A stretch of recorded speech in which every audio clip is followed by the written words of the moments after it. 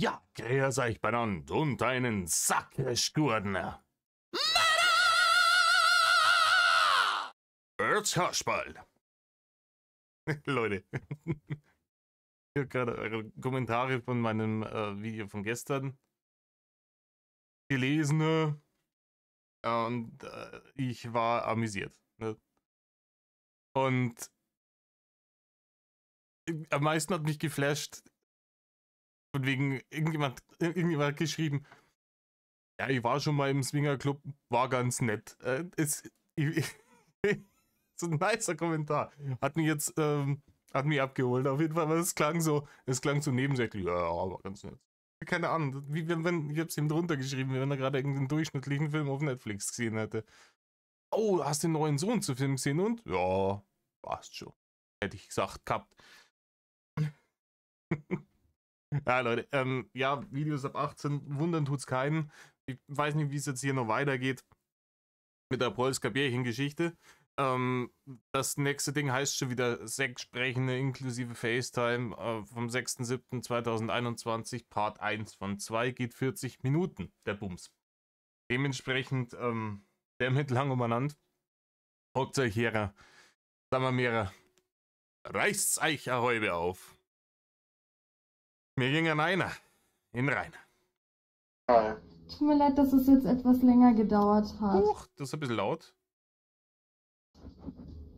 Ich habe noch kurz Zigaretten geholt und mir was zum Trinken aufgefüllt. Alles gut. Warum bist du schwarz? Ach, da bist du ja. Hi. Ja, ich muss bloß ein bisschen die Dinge runterdrehen. Die Helligkeit hat sich, glaube ich, gar nicht, ne? Ja, obwohl, Rainer, die Unterbelichtung hier ist ja sowieso dein Markenzeichen. Dementsprechend weiß ich nicht, ob das notwendig ist. Natürlich nur hier, ne, Atmosphäre, Kinderdisco und so. Alexa macht den Raum in grün. Ne? Was wollen sie jetzt schon wieder? Wieder Reifen überm Zaun werfen oder was? Ich habe keine Ahnung. Die haben auf jeden Fall vorhin wieder ordentlich rumgebrüllt wie die Verrückten, und der Nachbar zeigt mich an, weil ich rumgebrüllt habe. Herr Rainer, jetzt komm, mach halt eine Lampe an, ihr FaceTime da und das sieht aus. Es sieht aus, als würde sie irgendwie gegen das hier mit dem Phantom sprechen. Kennt ihr das? Das Phantom, wenn es in irgendwelchen alten Zeichentrickfilmen, das war dann einfach nur so ein schwarzer Schatten mit Augen, der so rumgelaufen ist. Ne?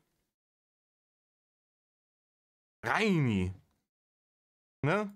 Benimm dich. Nein. Obwohl das gar nicht der Fall war. Okay, das ist ja wieder alles ein bisschen kurios hier, komisch. Im Übrigen, dass er angezeigt wurde von seinen Nachbarn, das gebe ich den Nachbarn zu 100% jedes Mal. Ne? Wenn der Nachbar sagt, hey, hier, der Reini, der hat mitten in der Nacht hier die komplette Nachbarschaft zusammengebrüllt, ich möchte ihn wegen Ruhestörung anzeigen, dann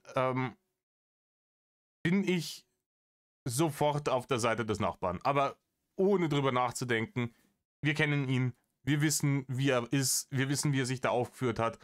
Es ist 100%ig wahr. Ne? Und wenn es an dem Abend nicht wahr war, dann am vorherigen. Aber welchen Grund hätten denn eigentlich die Nachbarn gehabt, den Reini jetzt anzuzeigen für Dinge, die er gar nicht gemacht hat? Die haben genug Stress wegen ihm da drin gehabt in diesem Dorf. Ne? Jeden zusätzlichen Stress, glaube ich, haben die, wenn irgendwie möglich, vermieden. Aber irgendwann wird denen auch die Hutschnur geplatzt sein. Wenn jede Nacht dieses Kasperle-Theater da ist. Ne? Vor allem, er zieht das ja immer künstlich in die Länge. Er braucht das zum einen, weil er sonst fürchterlich langweilig wird. Wir haben es letzte Mal schon wieder festgestellt, er ist ja eigentlich damals auch schon ziemlich einsam gewesen, weil die einzigen Besucher, die gekommen sind, das waren die Hater. Ne? Und die wollte er gar nicht haben. Er wollte ja eigentlich Mullen, die Wurstfach hinhalten. Und stattdessen sind Hater gekommen, die ihm Reifen vorbeigebracht haben oder Rotkohl oder was weiß ich. Ne? Und das hat ihm gar nicht gefallen. Aber sogar die Leute hat er ja dann versucht, noch da zu behalten. Ich kennt die ganzen Szenen. Dann sind irgendwelche Leute, dann liefert man sich ja Beleidigungsfechten wie aus Monkey Island, nur dass er immer verliert ist. Ich bin Gummi, du bist Stahl. Und wenn die Leute dann irgendwann die Fresse dick hatten und gesagt haben, ja gut, jetzt sind wir lang genug vom Ogergehege gestanden und haben den Hansbert tanzen lassen, jetzt ist er wieder gut, gehen wir, ich krieg ja langsam Hunger, wir fahren jetzt hier ins Rote Herz und pfeifen unser Pizza ein, aha, auf geht's. Und dann drehen die sich um und wollen gehen. Dann ist er jedes Mal wieder hinten nachgewongelt und hat gebrüllt, du feige Drecksau, jetzt läuft er weg. Ne? Und ich glaube zwar schon auch auf der einen Seite, dass der es gemacht hat, um die noch da zu behalten, bis die Bullen kommen. Aber ich glaube auch in der Nacht hat der, oder generell, ne, bei diesen Konfrontationen, da hat er sich ein bisschen gefühlt, wie der starke Mann, für den er sich immer gehalten hat. Und das Gefühl, auch wenn es aus einer beschissenen Situation rauskommt, war vielleicht ganz schön für ihn. Deswegen wollte er diese Konfrontationen immer in die Länge ziehen. Er hat ja auch gewusst, dass ihm niemand tatsächlich irgendwas antut von den Leuten, die da kommen. Ne? Das war ihm hundertprozentig bewusst, dass die Wahrscheinlichkeit, dass da tatsächlich mal einer ihm ernsthaft Schaden zufügt, verschwindend gering ist. Wirklich verschwindend gering. Ist niemand, der Reini nicht mag, wäre da hingegangen, um dem irgendwas zu tun. Ja, man ist da hingegangen, um den Tanzbär tanzen zu sehen und für nichts weiteres. Das hat Rainer genauso gewusst. Und dann hat er die Leute einfach angebrüllt. Und dann kommen dann irgendwann natürlich die Nachbarn und sagen, Kollege, so nimmer. Wir intervenieren da jetzt. Und wenn es Reden mit dir nimmer funktioniert, so dann intervenieren wir jetzt über offizielle Wege. Na, Standard leider. Ich habe schon die Polizei gerufen, jetzt mal abwarten, was passiert. Momentan ist ja auch das Rumschreien ist ja auch verboten und alles. Ja. Momentan ist Rumschreien verboten. Ne? Ab einer gewissen Uhrzeit, Rainer, ist Rumschreien generell verboten, weil Nachtruhe herrscht. Und ja, ganz zu schweigen davon, dass halt all lächerlich ist. Also es sollte normalerweise sehr selten Gründe geben, so zu eskalieren und so rumzubrüllen, wie du es getan hast vor der Schanze. Ich weiß nicht, wann ich das letzte Mal irgendwo in der Öffentlichkeit wirklich irgendjemanden angebrüllt habe. Ich weiß nicht, ob ich das überhaupt... Boah. Nee, müsste ich jetzt echt nachdenken. Schreibt das mal rein. Kommt das bei euch häufiger vor, dass ihr einfach Konfrontationen habt, in denen es wirklich einfach notwendig ist, zu brüllen? Fangfrage. Ne? In keiner Diskussion ist es notwendig zu brüllen. Brüllen ist immer kontraproduktiv, ne? Weil wir dann immer die objektive Ebene verlassen und immer in dieses rein emotionalisierte neigehen. Aber das hat Rainer Anni gecheckt. Und wie gesagt, ich nehme mir da auch nicht aus. Mir knallt einmal die Sicherung durch und das passiert am jeden Mal. Aber so wie bei ihm ist halt nicht pathologisch. Ne? Hätte ich gesagt gehabt. Deswegen ist normalerweise ordentlich auf den Sack, aber ich halt auch, obwohl ich überhaupt nicht rumgeschrien habe.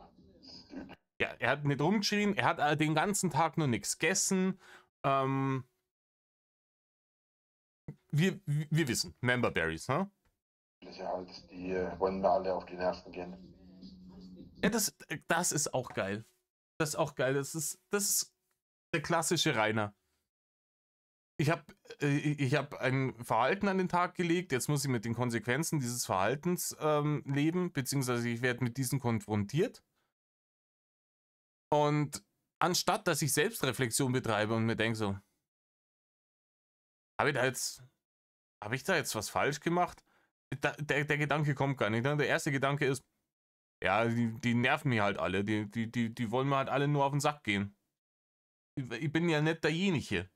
Wenn ich jetzt derjenige wäre, dann wäre das eine andere Sache. Aber ich bin ja nicht derjenige. Ja, die sind diejenigen, die hergehen und die Scheiße bauen. Und die Nachbarn, die sind auch selber schuld, wenn es so laut ist. Sollen doch die mal die Kuchenkinder mit dem Stecken vom Hof verjagen. Warum muss ich das immer machen? Och ja. Ich wünsche mir manchmal die Schanzenzeiten schon wieder zurück. Ich darf auf jeden Fall hinfahren. Muss ich sagen, ich würde natürlich keine Scheiße bauen. Auch wenn Rainer das anders definieren würde, weil alleine hinfahren ist ja schon die Scheiße gebaut. Ist ja das Kind praktisch schon in den Brunnen gefallen. Aber, wenn wir mal hingehen, ein Bierle trinken, wenn ein schönes Wetter ist im Idealfall und sich das Elend einmal anschauen. Da hätte ich Lust drauf gehabt. Ja, Ja, das ist blöd. Du hast ja das Wochenende gar nicht so viel gemacht, ne? Immer nur gestreamt und so. Naja, vor allem ist ja der Witz, es ist unter der Woche, wir haben 23:27 Uhr. ja, Rainer, Datum, Wetter, Uhrzeit, wissen wir Bescheid. Ne? Ja, was soll man da dazu sagen? Das ist der Klassiker. Egal wann sie gekommen sind, es war immer irgendwie, die waren immer erbärmlich. Es war immer, boah, es ist Wochenende, haben die nichts Besseres zu tun, sollen die nicht irgendwie in die Kneipe gehen mit ihren Spätzeln oder, oh, es ist unter der Woche, haben die keine Arbeit und es ist immer dasselbe. Ist auch auf der Drachenlord LP einer der Top 10, ne? Greatest Hits. Man sollte eigentlich meinen, dass Leute, die arbeiten gehen, normalerweise zu Hause sind oder sich zumindest nach Hause begeben, um sich vorzubereiten für die Arbeit oder so. Ja, Rainer, das Problem ist, von Leuten, die arbeiten gehen, hast halt du überhaupt keine Ahnung, weil wirklich seitdem du irgendwie, wann war das, 2013 beim Plaste Jakob oder rausgeflogen bist, die meiste Arbeit in deinem Leben hast du seitdem in die Vermeidung von Arbeit gesteckt. Rainer, wenn du den Arbeitsaufwand tatsächlich gearbeitet hättest, den du betrieben hast, um nicht arbeiten zu müssen, dann hättest du ganz normales Geld verdienen können. Es ist unfassbar. Das ist so, keine Ahnung, ich habe Haushaltshilfe, die zahle ich so gut, für das Geld würde ich selber machen. Stattdessen steht sich hier vor meiner Haustür. Ja, ich habe mir morgen freigenommen. Echt, mir geht's nicht so gut. Bisschen Kopfschmerzen vom Wochenende noch. Okay. Ja. Und wie geht's dir so jetzt, außer dass die Idioten da wieder Stress machen? Mir tut der Arsch weh im Sitzen. Ja, hätte ich halt vielleicht einen kleineren Luan genommen. Oh, das Und ist der blöd. Rücken. Bitte? Das ist blöd, habe ich gesagt. Diese Scheißprobleme mit dem Rücken und mit dem Popo. Ja, das ist halt dieser beschissene. Das ist halt dieser beschissene Stuhl. Hast du nicht einen neuen? Herr Rainer hatte keinen angenehmen Stuhl, jetzt tut ihm der Arsch weh. Ah, du kannst das da nicht ausdenken. Haben die Leute wieder einen Böller geworfen, oder? Bestellt? Ja, der kommt aber jetzt erst entweder, morgen würde er jetzt nicht kommen, aber halt im Moment die Tage irgendwann. Hm. Darf ich was Ehrliches sagen? Nein, also nicht, also wegen meiner Show, aber Reini, weiß ich nicht, also wenn du wirklich was Ehrliches sagen würdest, ich glaube, da hätte er wenig Bock drauf. Du darfst immer ehrlich zu mir sein. Ich habe irgendwie dich ein bisschen vermisst. Ah, come on, übertreiben wir es jetzt nicht, bitte. Ja, Ja. Das Wochenende, ich war ein bisschen viel unterwegs und dann, wo ich dann, hab's gemerkt, ja. ja, ich bin sehr schnell anhänglich. Ich hoffe, das stört dich nicht. Anhänglich stört mich an sich nicht, ne. Rein, dafür, dass er sonst immer den Grind in die Kamera gehalten hat, jetzt hier, man sieht immer bloß den einen Teil von seinem Kopfhörer. Und die ominöse Phantomschulter, die da. Hä? Wie gesagt, ich nerv Kommt drauf dich ja an. auch nicht. Ich spam dich ja auch nicht voll oder so. Ich lasse dir ja schon eine Ruhe so. Kommt halt darauf an, wie anhänglich und wie sich das dann letzten Endes äußert. Ladies and Gentlemen, letzten Endes. Eifersucht ist halt immer so eine Sache. Nee, das bin ich ja ist halt, nicht. ja, weil wir haben ja nichts Festes, auch wenn wir uns jetzt treffen und so weiter, wollen wir ja was Offenes, haben wir gesagt. Ja. Zumindest war das mein letzter Stand. Ja, es ist aber, das ist also bei jedem Pärchen. Fast aufs Jahr genau, fast am Tag genau 2 Jahre davor war Cola-Bärchen. Und auch ja, wir haben ja nichts Festes, ist ja was Offenes, Eifersucht, bla bla bla bla bla. Wollen wir wetten, dass jetzt gleich wieder irgendwas kommt, von wegen, entweder er findet da wieder irgendwelche Tussis, mit denen er sich jetzt nur trifft nebenher, um sich interessanter zu machen, oder irgend so einen Schmarrn. Und ich hatte ja letztes Jahr 2 Mädels, mit denen ich zusammen. Tada! Rainer, ich lese dich wie ein Buch. Ich habe die Scheiße halt, also hier das mit dem Polska-Bärchen habe ich ja noch nicht bearbeitet, aber es ist halt immer dieselbe Scheiße bei jedem Bärchen. Hast du ein Bärchen gesehen, hast du alle Bärchen gesehen. Herzlichen Dank an die Leute, die sich das hier trotzdem noch mit mir geben. War. Und mit der einen habe ich halt noch Kontakt, auch wenn da nichts allzu häufiges im Moment ist. Und im Moment sind wir auch nicht so, dass wir uns treffen oder so. Aber der Kontakt besteht halt noch und im Übrigen, die Definition von der Kontakt besteht nur bei Rainer ist, die Person hat ihn noch nicht auf WhatsApp blockiert. Also wenn das noch nicht passiert ist, zählt das als wir haben noch Kontakt. ja, da war halt schon auch ein bisschen mehr so, mal gucken, wie es da aussieht. Aber im Moment ist da noch nichts weiter. Ich kriege auch nicht so viele Nachrichten von ihr. Sie hat sich heute Morgen oder heute Mittag kurz gemeldet. Abgesehen davon habe ich das ganze Wochenende nichts von ihr gehört. Genau. Okay. Ja. Also im Moment ist da nichts zwischen uns, aber es kann halt gut sein, dass da wieder irgendwann mal was passiert. Das ist. Hier wird so ein Grundstein gelegt, ja.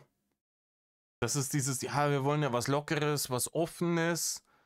Und da wird praktisch jetzt schon irgendeine Tussi erfunden, das für den Fall, dass dieser 0,000000001%ige Fall eintritt, dass tatsächlich irgendeine sich erniedrigen würde, mit ihm Snoo zu machen, dass er dann sagen kann, ja, ich habe dir ja von der erzählt. Das war ja alles, ne? Du hast ja das alles gewusst. Ich habe mit offenen Karten gespielt. Ja. Ich check das auch nicht. Ich glaube wirklich, ich bin der festen Überzeugung, Rainer hat irgendwann einmal irgendeinem Scharlatan ein paar tausend Barne in den Schlund geworfen, der so Pick-up-Coachings macht. Weil es kommt mir wirklich so vor. Die sagen doch dann auch immer, ja, du musst diese komischen Scheinkomplimente machen, wo noch eine Beleidigung drin versteckt ist. Und du musst den Leuten irgendwie ein schlechtes Gefühl vermitteln von sich selber. Irgend sowas, ne? Dieser Bullshit, ja, behandle die Frau schlecht, so dann, das macht dich interessant. Und ich weiß es nicht, es kommt mir so vor. Ne? Mach dich rar. Erzeugt hier so eine Torschlusspanik beim Gegenüber, so, oh, scheiße, da sind nur andere im Spiel, da muss ich mir jetzt richtig ins Zeug legen und weiß ich nicht, diese pseudomanipulative Scheiße halt einfach. Ich glaube, es hört sich so an und er macht es halt noch plumper als die Original-Dullis. Deswegen sage ich das vorab schon mal. Das hat sich aber jetzt auch erst Ende letzter Woche so ergeben. Da gab es also vorher jetzt auch längere Zeit keinen Kontakt. Bestimmt 2 Monate, 3 Monate lang. Naja. Hä? Hat er nicht gerade noch gesagt, dass sie diese Woche noch geschrieben haben? Und jetzt hat es monatelang keinen Kontakt gegeben? Oder ist es jetzt schon wieder irgendeine andere? Ich verliere schon wieder den Überblick. Ja. Ich muss sagen, Denken ist ein großes Land, da kommen viele Weiber her. Und wie war das jetzt bei euch? Zu mir hattest du gesagt, ihr wollt Mädelsabend machen und sonst sagst du mir was war's, am Sonntag, dass ihr beim Kumpel wart? Ja, das hat sich eigentlich so spontan ergeben. Wir waren halt im Auto und dann meinte eine Freundin, ja komm, wir Im Übrigen, Eifersucht ist kein Thema beim Rainer, ja? Ist kein Thema nicht. Wissen wir Bescheid. Nee, Eifersucht, wir haben ja was Lockeres. Eifersucht ist überhaupt kein Ding, ha? Aber was ich überhaupt noch sagen wollte, du hast mal gesagt, ihr macht's Mädelsabend, ihr wart's aber bei irgendeinem Dude, was ist da los? Warum? Und wir wissen alle, Rainers Vorstellungen von so einem Treffen, sie mit ihren Mädels fahren zu irgendeinem Dude.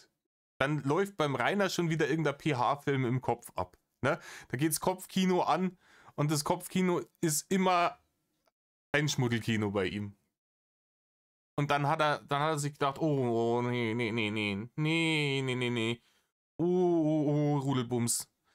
Das ist fürchterlich. Wir fahren einfach zum Erik, das ist ein Kollege von uns. Nicht so, also ich war jetzt nicht so begeistert, eigentlich wollte ich nur noch ins Bett, weil ich halt schon gut dicht war, also blau, ne? Und ja, dann meinte sie, ja komm, sei nicht so, eine langweilige Schnecke. Und da habe ich mir gedacht, ja okay, wenn ihr euch noch betrinken wollt, viel Spaß. Ich bin dann irgendwann mal eingepennt, bei mir war das alles zu langweilig. Ja, und die haben sich halt noch einen schönen Abend gemacht. Ja, die Frage ist, wie war der schöne Abend dann am Ende, ne? Ich weiß nicht. Es ist unfassbar. Es ist unfassbar. Wenn ich jetzt, angenommen, ich hätte jetzt irgendwie, ich wäre in der Situation, man lernt jemanden kennen, man quatscht mit dem, dann telefoniert mit dem, die sagt mir, ja, wir waren dann da noch irgendwie, meine Freundin und ich, und dann sind wir noch zu so einem Kumpel gefahren, weil dann noch irgendwie Party war. Und ich fand es eigentlich nicht so krass und bin dann halt zeitig eingeschlafen, war vorher schon voll. Und weil die haben noch ihre Gaudi gehabt. Und dann, ich würde nicht sofort mit irgendeinen sexuellen Anspielungen um die Ecke kommen. Aber ist klar, ne? Rainer ist natürlich von diesem Thema, erstens ist er total besessen vom Snooze-No-Thema. Entschuldigung, ist er total besessen vom Snooze-No-Thema. Und das ist ja also über Erzählungen von Dritten ist ja mehr oder weniger das nächste, was Rainer jemals an reellem Snooze-No rangekommen ist. Ja, also PH-Konsum, aber wenn du es irgendwie aus Berichte aus erster Hand, ja, das ist ja noch spannender eigentlich. Und das ne, findet er dann gut, weil besser wie nix. Was die getan haben, ich habe tief und fest geschlafen, aber ich glaube, ich will das auch nicht wissen. Ja. Das lasse ich mal deren Problem sein, wenn sie nochmal den Fehler begehen. Oh Mann, so eine kranke Story. Wieso, waren die schon mit zusammen oder was? Ist ihr Ex von meiner Freundin. Ah, so. Ja, ich fand das auch nicht so eine gute Idee, aber naja, was soll ich machen? Wenn die Weiber so wollen, dann sollen sie machen. Ich bin pennen gegangen. Naja, jeder muss selber wissen, was er macht, das ist richtig. Ich glaube im Übrigen so Hickhack-Dinger mit dem Ex, ich glaube, das ist eine Sache, die verfliegt, wenn man bei 30 geworden ist, oder?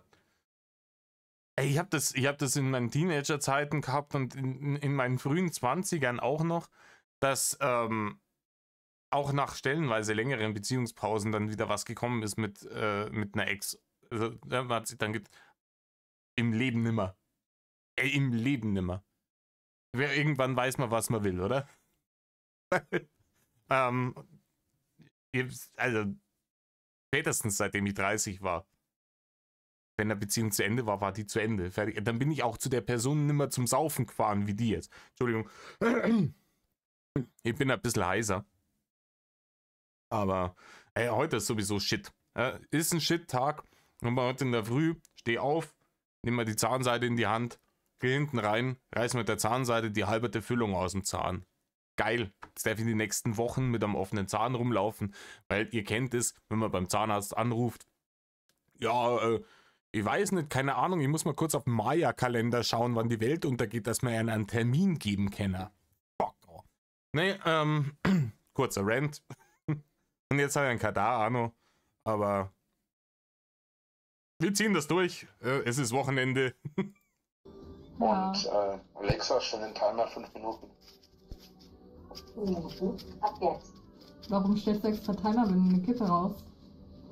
Ja, es war jetzt Zufall, aber Hä? Das war jetzt Zufall. Er setzt sich dahin. Leute, im Übrigen, sorry für die Leute, die eine im Hintergrund stehen haben, aber er setzt sich dahin und sagt, Alexa, stelle einen Timer auf 5 Minuten. Warum stellst du einen Timer? Das ist mir jetzt versehentlich passiert. Ist mir so rausgerutscht. Kann doch mal passieren. Ach so. dann habe ich wieder Kinder Ist Tourette. Ist Alexa Tourette. zu tun. Das geht darum, dass die Hater jetzt abgehauen sind und ich warte jetzt etwa 5 bis 10 Minuten, bis die weg sind. Ob sie weg sind oder ob sie nochmal wiederkommen. Wenn die nach 5 bis 10 Minuten weg sind, dann rufe ich nochmal bei den Cops an und sage denen Bescheid, dass sie nicht kommen brauchen oder dass sie zumindest weg sind. Ob sie dann nochmal kommen oder nicht, überlasse ich dann denen. Ja, ich habe gerade Ja, gesagt. Bei die Cops ruft er wieder an. Auch das, wie gesagt, die Interaktion mit der Polizei, hätte Rainer das anders gemacht, wäre das eine deutlich positivere Geschichte gewesen. Wenn Reini bei der Pinea nur dann angerufen hätte, wenn wirklich die Hütte gebrannt hat. Und es gab ja Situationen, wo tatsächlich dann Leute wirklich auf seinem Grundstück waren, über den Zaun geklettert sind und so weiter und so fort. Und er hatte dann ja die Überwachungskameraaufnahmen, um es zu beweisen. Ne?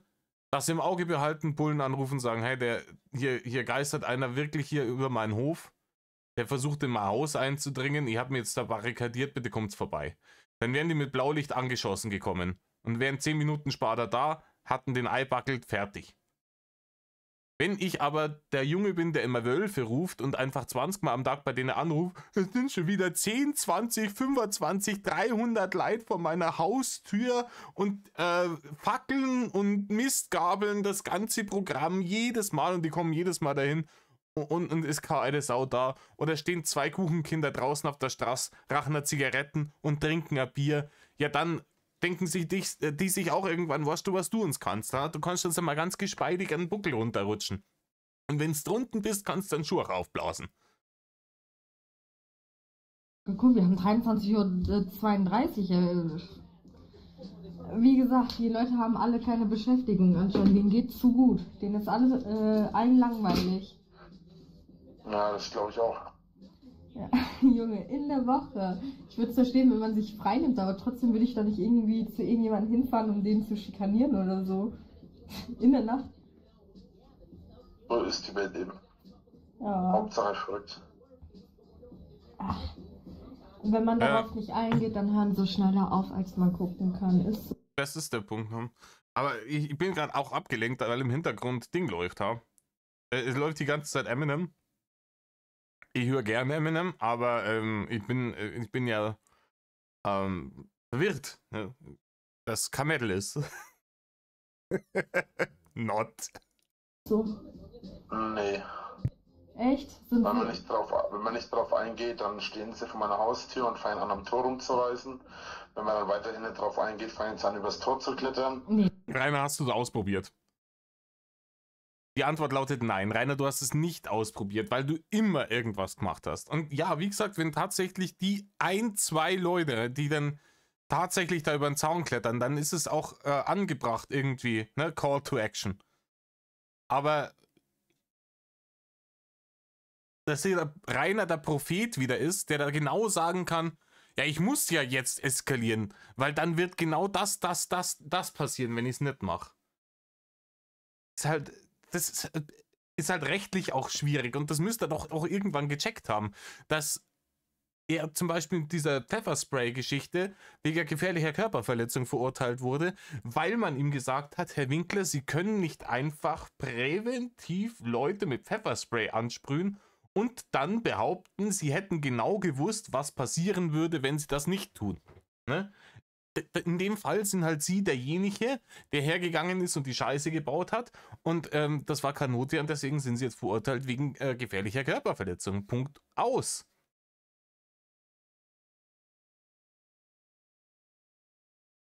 Der Reini ist immer schlauer als alle anderen. Alle Leute sagen im Reini, lass nicht so eskalieren. Hör auf, die Leute zu provozieren. Wenn die da draußen sind, lass sie da stehen. Lass sie Herr Winkler, wir schon am Arbeiten, rufen, so viel wie sie lustig sind. Auch wenn sie ein bisschen am Zaun rütteln. Meinetwegen sollen sie doch machen. Diese zusammengepfuschten Schrotthaufen, den du als dein Tor bezeichnet hast, der ist eh den Dreck unter deinen Fingernägeln nicht wert. Vollkommen wurscht. Ne? Und ruft die Bullen einfach nur dann, wenn es wirklich notwendig ist. Ne? Ja. Das sind Oder ja. sie schmeißen mit Steine meine Fenster ein. Alles. Einer, also stimmt, ich glaube 2 Fenster von ihm sind tatsächlich von der Eltern entglast worden. Und 2 Fenster und die.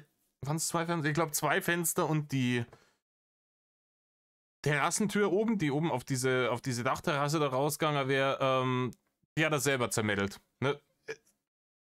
Die Fenster beim Zuschlagen in seiner Brüllwut und hat er die Glasscheibe oben aus der Tür nicht mit dem Hammer rausgemettelt? Wie ein vollkommen Irrer. Und danach hat er Pressholzplatten hingespackst und ein Loch reingeschnitten. Ja, es tut mir fürchterlich leid, aber das ist hier dieses, ich glaube, das heißt sogar Broken Window Phänomen, oder? Das heißt, wenn ich mich um so ein Haus nicht kümmere, dann zieht das Leute an, die da Randale machen, die dann noch weitere Schäden dran verursachen. Wenn ich selber mit dem Hammer die Fensterscheiben aus meinem Haus rausknüppel, da brauche ich nicht beschweren, wenn sich Leute denken, ach so, der macht dasselbe, dann scheint das okay zu sein. Ne? Ist schon da gewesen. Wie deine Fenster eingeschlagen. Ja, meine Scheiben eingeschlagen. Was ist denn das für ein Kack? Weißt du das gar nicht? Du hast keine Ahnung, wie schlimm das in Wirklichkeit ist oder wie? Ey, Die haben die Scheiben eingeschlagen, die sind übers Tor geklettert, die haben Google mal Drachenlord, aber glaub nicht alles, was du liest. mich mit Messern angegriffen, mit Schlagstöcken, Die Platte, ey. mit Schusswaffen. was? Boah, nee, also ich hab dir ja schon gesagt, von den ganzen Systemen da, was da läuft, habe ich keine Ahnung. Ich habe halt nur ab und zu mal deine Videos gesehen. Ich fand dich halt, habe ich auch gesagt, voll sympathisch. Und wenn dich Leute im Livestream fertig gemacht haben, habe ich auch gesagt, ey Leute, was soll die Kacke, ne? Dann wurde ich halt immer irgendwie beleidigt oder so. Kam halt schon des Öfteren vor. Ich so, ja, sowas könnt ihr doch nicht machen mit einem Menschen und so. Also das habe ich schon öfters mitbekommen, dass du da beleidigt wurdest im Stream. Aber das ist jetzt auch so, wie gesagt, ich bin in diesen Film gar nicht mit drin, also ich habe keine Ahnung, was da alles passiert, ne? Im Übrigen, also keine Ahnung, ich glaube, wenn er tatsächlich mit Schusswaffen bedroht worden wäre, dann wäre das in der Zeitung gestanden. Also wir hätten das über die Zeitung mitgekriegt. Wenn da tatsächlich irgendwas mit Schusswaffen gewesen wäre, da reagiert die Polizei, auch wenn er das meldet, sehr, sehr, sehr schnell und sehr energisch drauf. Ne? Und ja, was hat er, das andere habe ich jetzt, warte mal. In diesen Film gar nicht mit drin, also ich habe keine Ahnung, was da alles passiert, ne? Dann sollte ich vielleicht auch dazu sagen, dass ich jetzt mehrfach angezeigt wurde und auch schon einmal verurteilt wurde wegen gefährlicher Körperverletzung. Warum das? Wenn ich mir bloß verteidigt habe gegen diese Arschlöcher vor meinem Tor. Kommt das jetzt? Weil ich jemanden mit Pfefferspray davon abgehalten habe, mein Tor einzureißen. Ja, tut mir leid, aber das ist Notwehr. Du weißt ja nie, wie solche Leute drauf sind, ne? Wenn sie da reinkommen und, keine Ahnung, dich verprügeln oder so. Wenn sie das machen, breche ich ihnen den Kiefer. Ja, da ist ja gut. Ne? Wenn du in der Lage bist, das dass du die Leute dann davon abhältst, dass sie tatsächlich was Schlimmes tun, dann ne, sind wir wieder bei der Verhältnismäßigkeit, obwohl Kieferbrechen, ne? Wir wissen alle, der bricht überhaupt nichts. Ne? Rainer bricht Rekorde im, wie schnell kann ich meinen Körper irgendwie mit Schwipschwapp und Monster Energy kaputt saufen. Aber ansonsten bricht der gar nichts. Ne? Der bricht vielleicht noch eine Waage, wenn er sich draufstellt, oder ein Lattenrost, wenn er sich drauflegt. Ansonsten wird gar nichts gebrochen. Die Sache ist nur, dass es halt dann gesetzlich so geregelt ist. Ich habe den körperlich schwer verletzt mit dem Pfefferspray. War jetzt zum Glück nichts Illegales oder so. Also das Pfefferspray selber war nicht illegal zum Glück oder so, aber... Ja, komm, das ist wieder... Diese Abwehrsprays, das ist halt auch wieder eine Grauzone. Ne? Also es ist schon illegal, die Leute damit zu besprühen. Deswegen bist du ja verurteilt worden. Okay? Die Sache ist halt, wenn du das als Notwehr nimmst, ist halt, dann greift der Notwehrparagraf, dann ist, obwohl es illegal wäre, wieder in Ordnung. Ist halt Tatsache, dass du verurteilt wurdest, heißt, der Notwehrparagraf hat nicht gegriffen. letzten Endes aufgrund Letzten Endes! dessen dann halt zu einer Anzeige gekommen und ich bin dann halt verurteilt worden. Aber du kommst jetzt nicht Bin im auch Knast offen. oder so, ne? Ne, leider nicht. Wir haben ja in diesem Jahr, 2021 war ja das Jahr, wo wir im Oktober hoffen durften. Wo wir hoffen durften, dass endlich mal ein Gericht gesagt hat, Medal off, jetzt ist ein Punkt erreicht, wo wir einschreiten müssen. Die Dynamik ist so festgefahren zwischen ihm und den Hatern und keine der beiden Fraktionen wird aufhören, wenn wir nicht irgendwo intervenieren. Und wir müssen praktisch einen dieser Spieler vom Brett nehmen, damit das aufhört.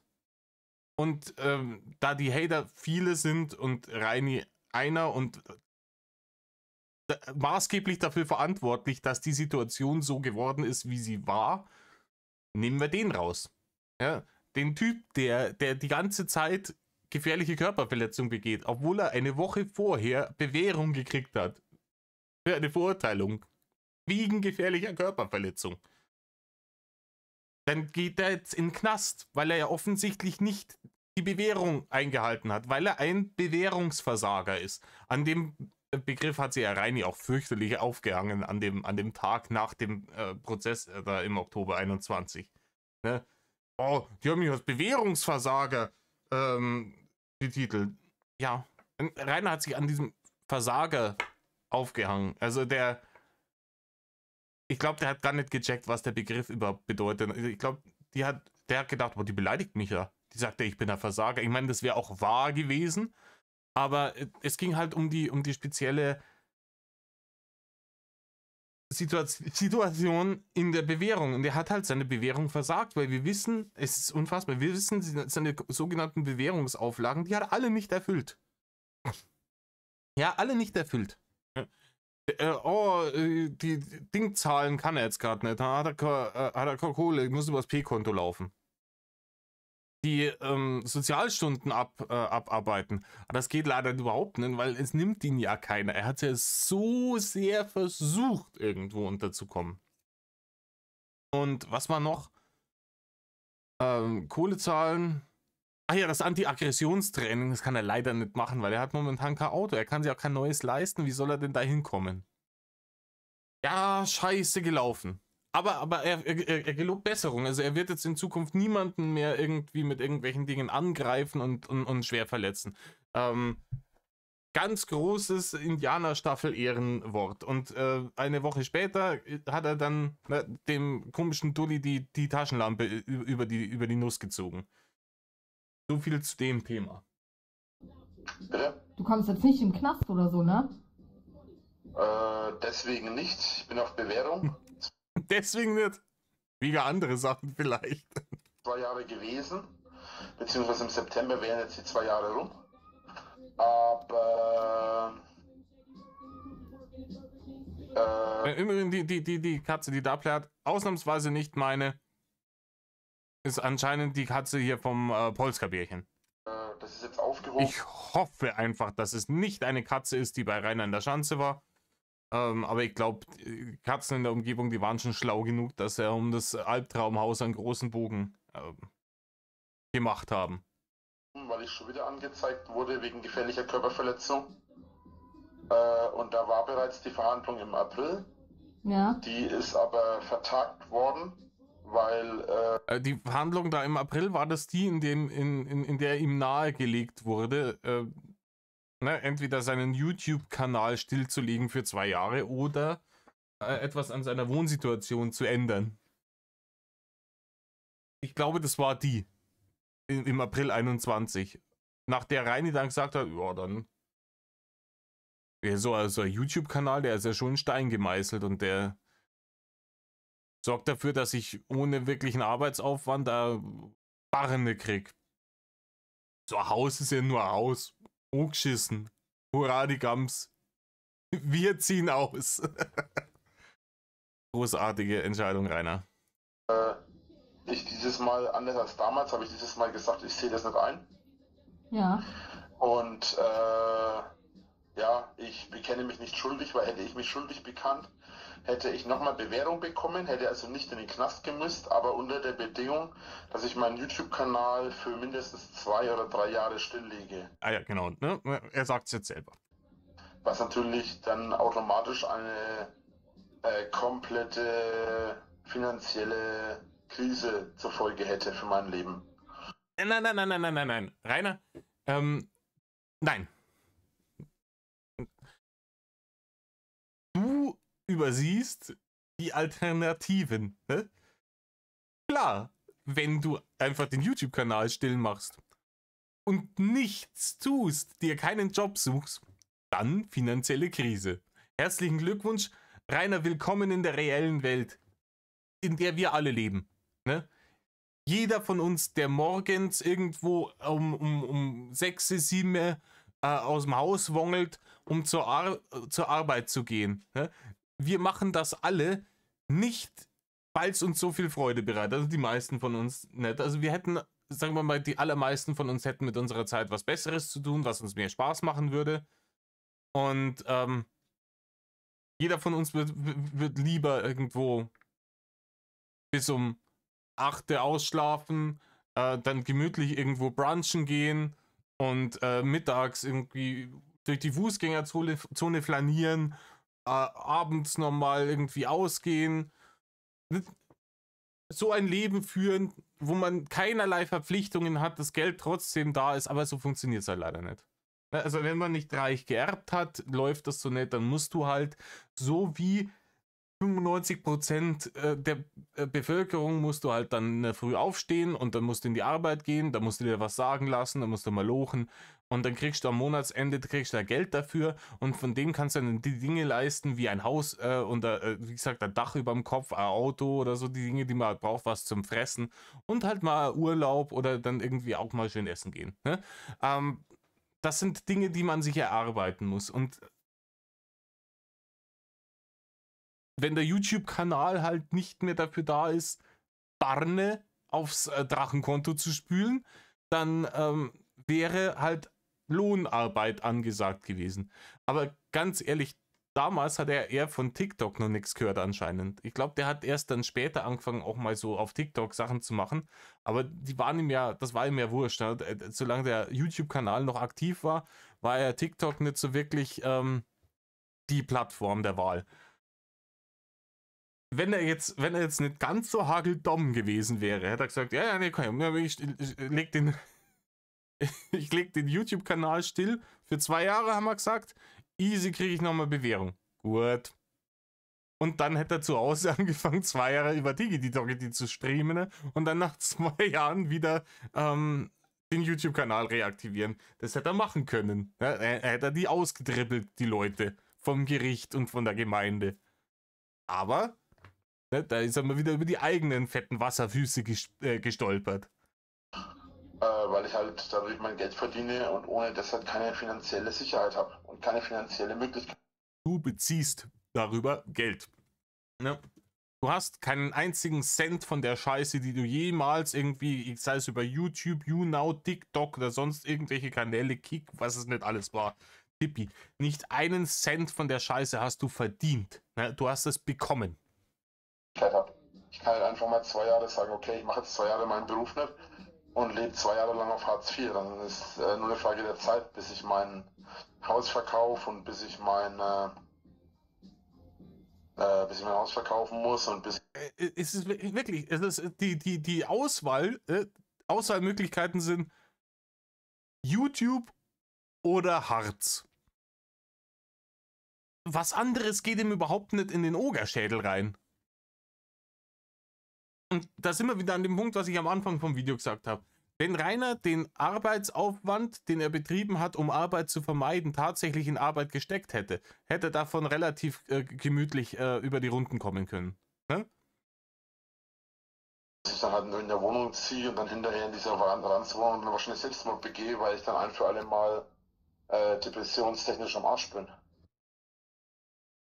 Ich weiß nicht, in der Wohnung bist du jetzt nicht unbedingt gezogen. Ja? Du bist in so ein kleines Bumskapuff in der Nazi-Schanze, in einer berühmt-berüchtigten Nazi-Butze in Sachsen bist du gezogen.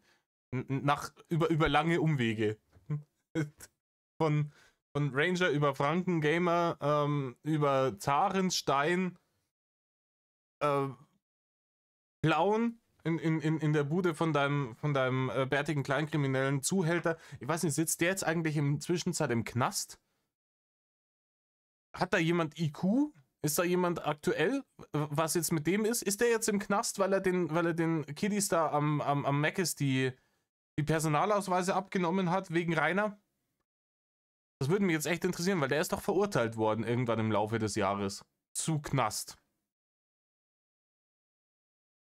Ja, auf jeden Fall da war er dann in Plauen und nach der berühmt-berüchtigten Plauen-Belagerung 2023, die ich sehr unterhaltsam fand. Ich hab das mit Eifer und Freude verfolgt. Damals Ehre und Liebe geht raus an alle Leute, die sich die Mühe gemacht haben, sich da wirklich in Schichten hinzusetzen und zu warten. Irgendwann muss er rauskommen. Und er saß da oben drin, ne? Er saß da oben drin und musste das Licht ausmachen und die Fresse halten und die Füße stillhalten und konnten jetzt streamen für ein paar Tage, weil er dann draußen, ne, wenn die dann Radau gemacht hätten, in dem Moment, in dem der Stream angeht, dann wäre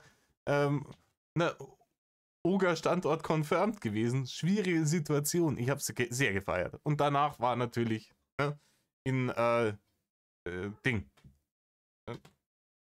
Beim Uwe. Ich meine, so habe ich an sich ja keine Depression oder so. Ich habe klar mal ein Tief, aber das hat ja jeder mal. Ja. Aber ansonsten ist da ja eigentlich nichts, wenn man, was aber auch schon viele und auch schon einige. Ich glaube, Rainer ist zu dumm, um depressiv zu werden. Zu dumm und zu narzisstisch, um depressiv zu werden. Ich glaube, Depressionen haben immer irgendwas auch mit Selbstreflexion zu tun. Man überdenkt und zerdenkt sehr viele Dinge, bis man sich in so einen permanenten Abwärtsstrudel irgendwie reingesteigert hat, aus dem man dann selber nicht mehr rauskommt und der einem mehr oder weniger so dementorenmäßig einfach sämtliche Lebenskraft aus dem Körper zieht. Aber um das überhaupt in die Situation, in diesen Teufelskreis erstmal reinzukommen, musste erstmal ordentlich denken können. Und das ist ja, wie wir wissen, nicht Rainers Kernkompetenz. Und dementsprechend, ich weiß nicht, ob Rainer nicht einfach zu dumm für Depressionen ist. Ich würde es schätzen. Psychologen interessant fanden, dass ich halt noch keine komplettes Ding drin habe. Alexa. Wie gesagt, selig sind die geistig Armen, denn ihrer ist das Himmelreich. Stopp den Timer. Und zu spät. Alexa, stopp. Muss mal kurz anrufen. Ja, alles gut. Oh, Winkler, wer sonst, oder was? Er ruft jetzt bei der Pinea an.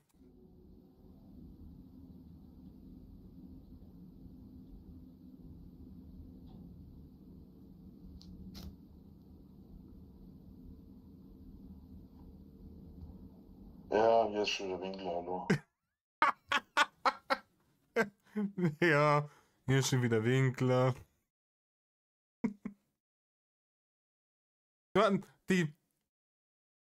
Diese Stimmlage, die er dann immer annimmt. die Pinea-Stimme bei ihm. Ist euch die schon mal aufgefallen? Das ist immer wieder, es ist immer so dieses resignierte, genervte Ding. Hier redet er noch relativ normal mit dem Bärchen, dann ruft er bei der Pinea, ich muss mal kurz bei der Pinea anrufen, ja? Okay, ja, eine Sekunde, ich bin gleich wieder bei. Ja, hier ist schon wieder Winkler. Ich weiß nicht, ob er das macht, um irgendwie Mitleid bei den Bullen zu erzeugen oder ob es ihn wirklich einfach so ancast in Zwischenzeit, dass er 20 Mal, dass er selber schon keinen Bock mehr drauf hat, dass er 20 Mal am Tag bei der Pinea anruft und sagt, es sind schon wieder Kuchenkinder da, 5, 10, 15, 300 Kuchenkinder, die haben praktisch, also die ersten Verteidigungswelle sind schon durchbrochen, wir haben uns ins innere Keep zurückgezogen, die Trieböcke werfen weiter Steine so durch die Fenster. bisher, die haben eine riesen überdachte Ramme gebaut. Wir versuchen sie mit Feuerpfeilen in Brand zu stecken, aber ich weiß nicht, ob wir das rechtzeitig schaffen. Bitte kommen Sie schnell, Obi-Wan Kenobi, Sie sind meine letzte Hoffnung. Irgendwas hart Übertriebenes. Und aber dass ihm das irgendwann ist es ihm selber auf den Sack gegangen. Dann ging es, hier ist schon wieder Winkler. Servus. Ich wollte euch bloß kurz Bescheid geben, dass die jetzt Richtung ins Kirchenrunder Feuerwehrhaus und da abgehauen sind, alle 3 oder 4, wie fit waren. Also hast du schon wieder vergessen, wie du sie angelogen hast? Darüber, wie viele Leute da waren? Wahrscheinlich waren es 2. Ne? Wahrscheinlich waren da 2 Leute, die haben sich da hingestellt, haben einen Rucksack aufgemacht, haben ein Bierle rausgeholt, haben sie das aufgerissen. Und vielleicht haben sie mal kurz gefragt, ob der Herr Winkler da ist und ob er am Arbeiten ist. Und Rainer hat angerufen, es sind schon wieder 4, 5 Leute da. Ich weiß nicht, vielleicht hätte auch Rainer mal zum Optiker gehen können oder zum Augenarzt und sich checken lassen. Vielleicht hat er einen Knick in der Optik gehabt. Vielleicht hat er tatsächlich gemeint, dass da so viele sind. Ja, oder er ist hageldumm und verlogen. Das wäre natürlich auch eine Alternative. Also eins von beiden wird es sein. Ne? Welche Situation jetzt tatsächlich die Situation der Wahrheit entspricht, das kann er dann euch überlassen. Etwa 5 bis 8 Minuten her. Jo, ade. 5 bis 8 Minuten weiß er, weil er sich deswegen extra den scheiß Alexa-Timer gestellt hat.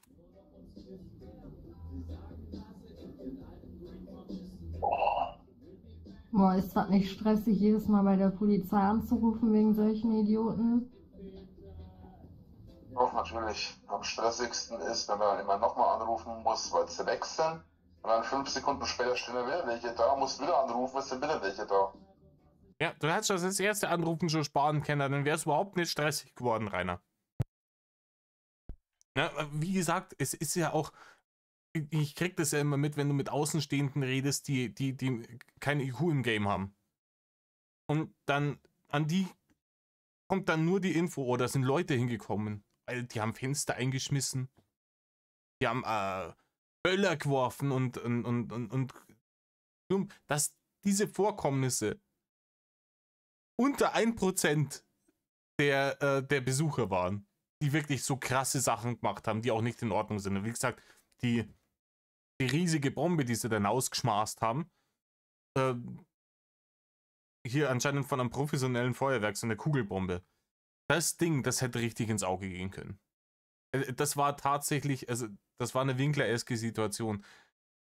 Das Teil, wenn du rausschmeißt und der wongelt da raus und keine Ahnung, es reicht, wenn das sich ein bisschen, du wirfst es dahin, das rollt irgendwie durch eine Pfütze durch und dadurch verzögert sich die Explosion um ein paar Sekunden. Der wongelt da raus und explodiert das vor der Fresse. Dann sind die Leute dran.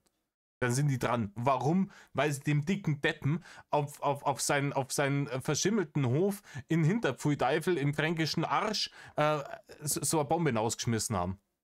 Also so blöd musst du halt auch erst einmal sein. Klar, wenn ihr dem einen alten Reifen über den Zaun wirft, dann passiert halt höchstwahrscheinlich überhaupt nichts. Der Witz ist, ich rufe schon gar nicht mehr an.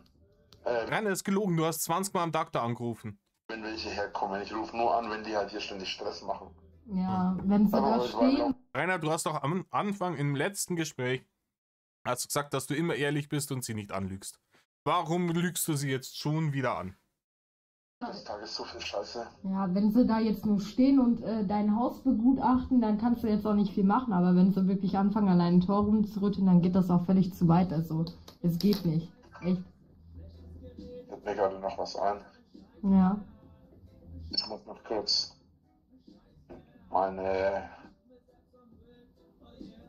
Vlog auf den Rechner ziehen und bearbeiten und hochladen vor 12. Ist mir gerade so eingefallen.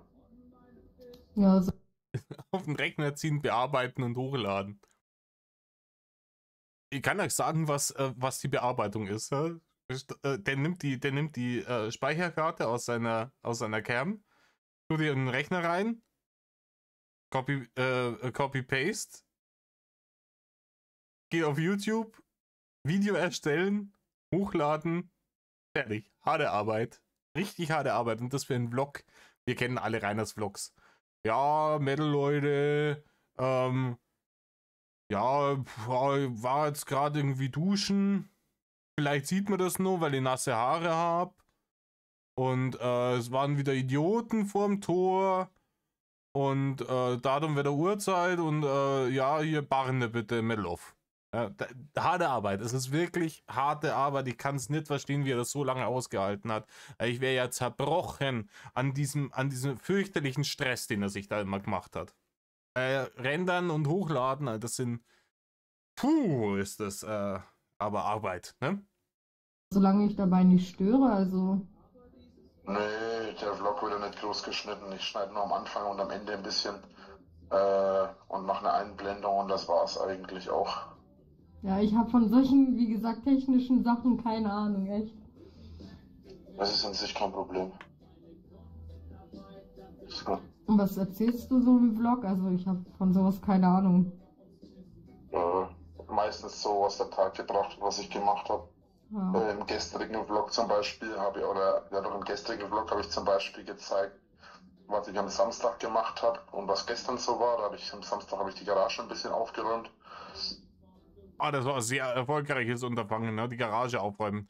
Ne? Da wongelt er dann rum und räumt irgendeinen Schrott aus der einen Ecke in die andere. Nach 10 Minuten ist ihm das schon wieder zu anstrengend, weil er muss auf seine fetten Elefantenstampfer stehen. Unten läuft's Wasser wieder in die Viersnei. Oh, es ist schwer anstrengend. Na, da muss man sich dann doch lieber wieder vor den Rechner hinsetzen. Na?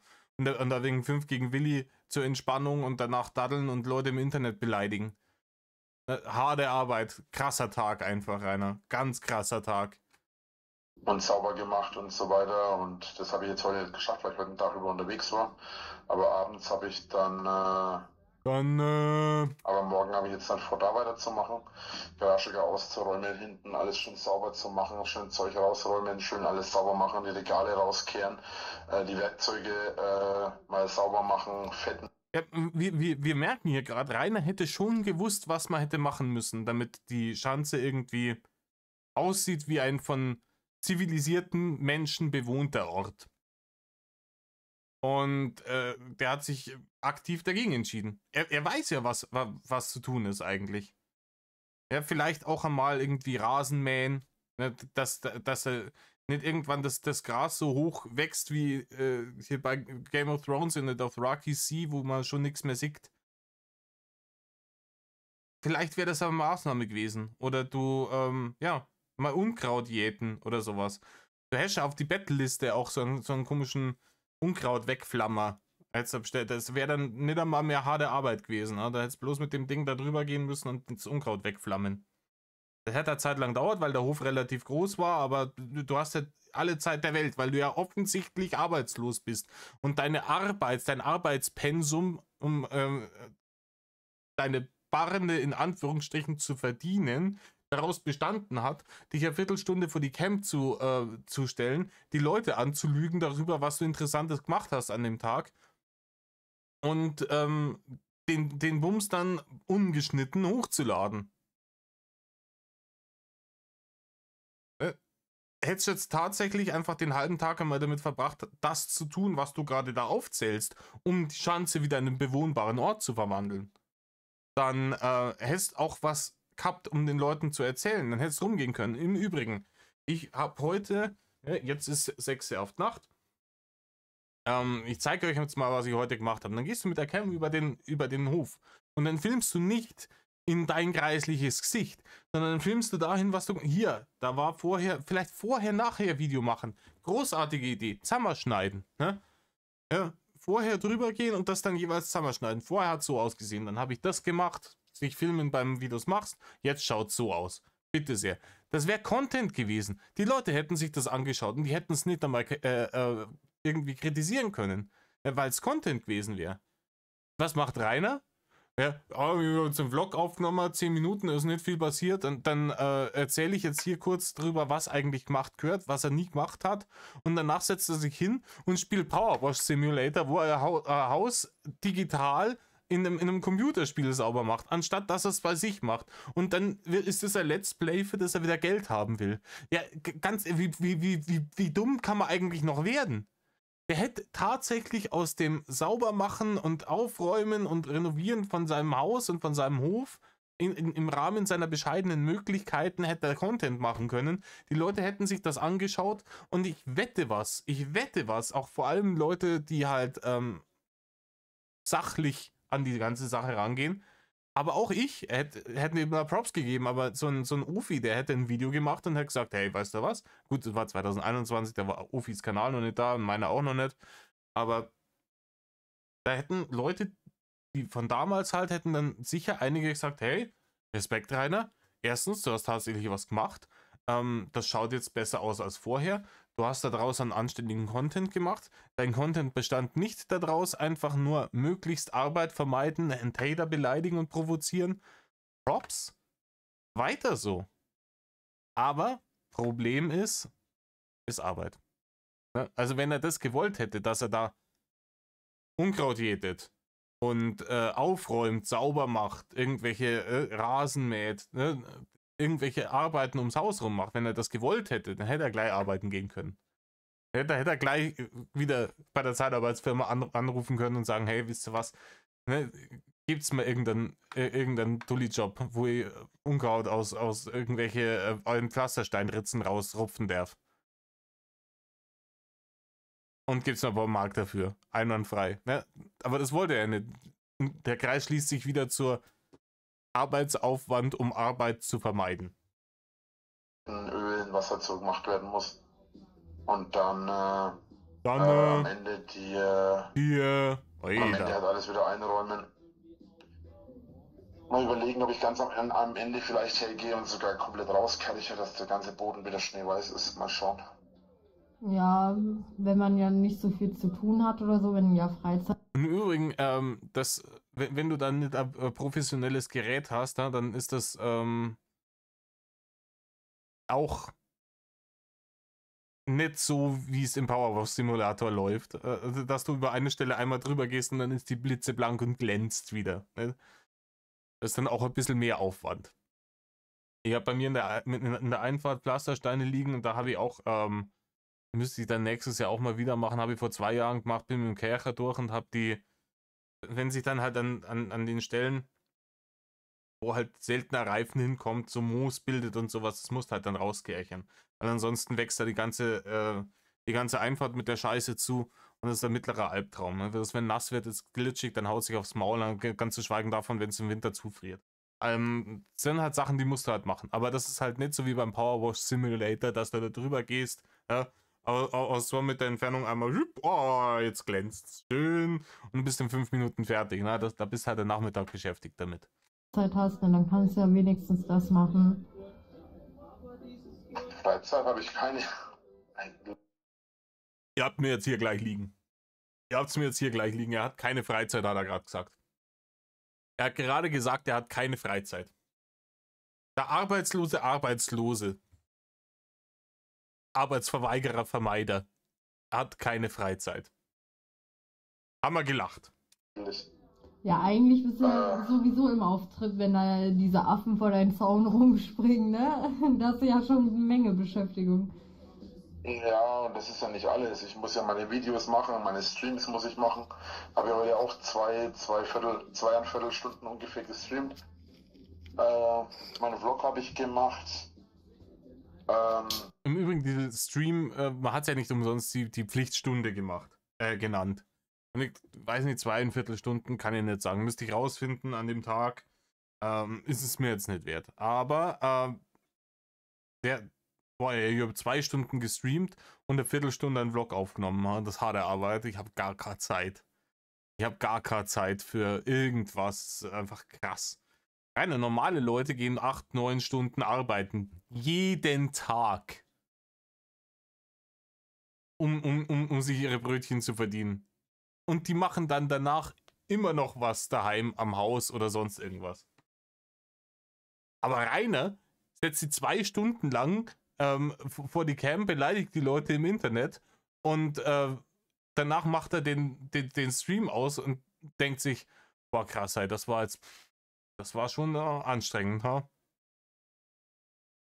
Und dann klar, ich habe auch schon mal, ne, ich habe lange nimmer gestreamt, fällt mir gerade auf, aber ich habe auch schon mal gestreamt und ich weiß, ja klar, Streamen ist anstrengend, ne? Brauchen wir nicht reden, ist anstrengend, aber wenn ich sonst nichts mache, wenn ich nicht vorher 8 Stunden gearbeitet habe oder 12 wie manche Leute, dann ist das durchaus zumutbar, da 2 Stunden zu streamen. Da hat man danach auch nicht drüber zu jammern.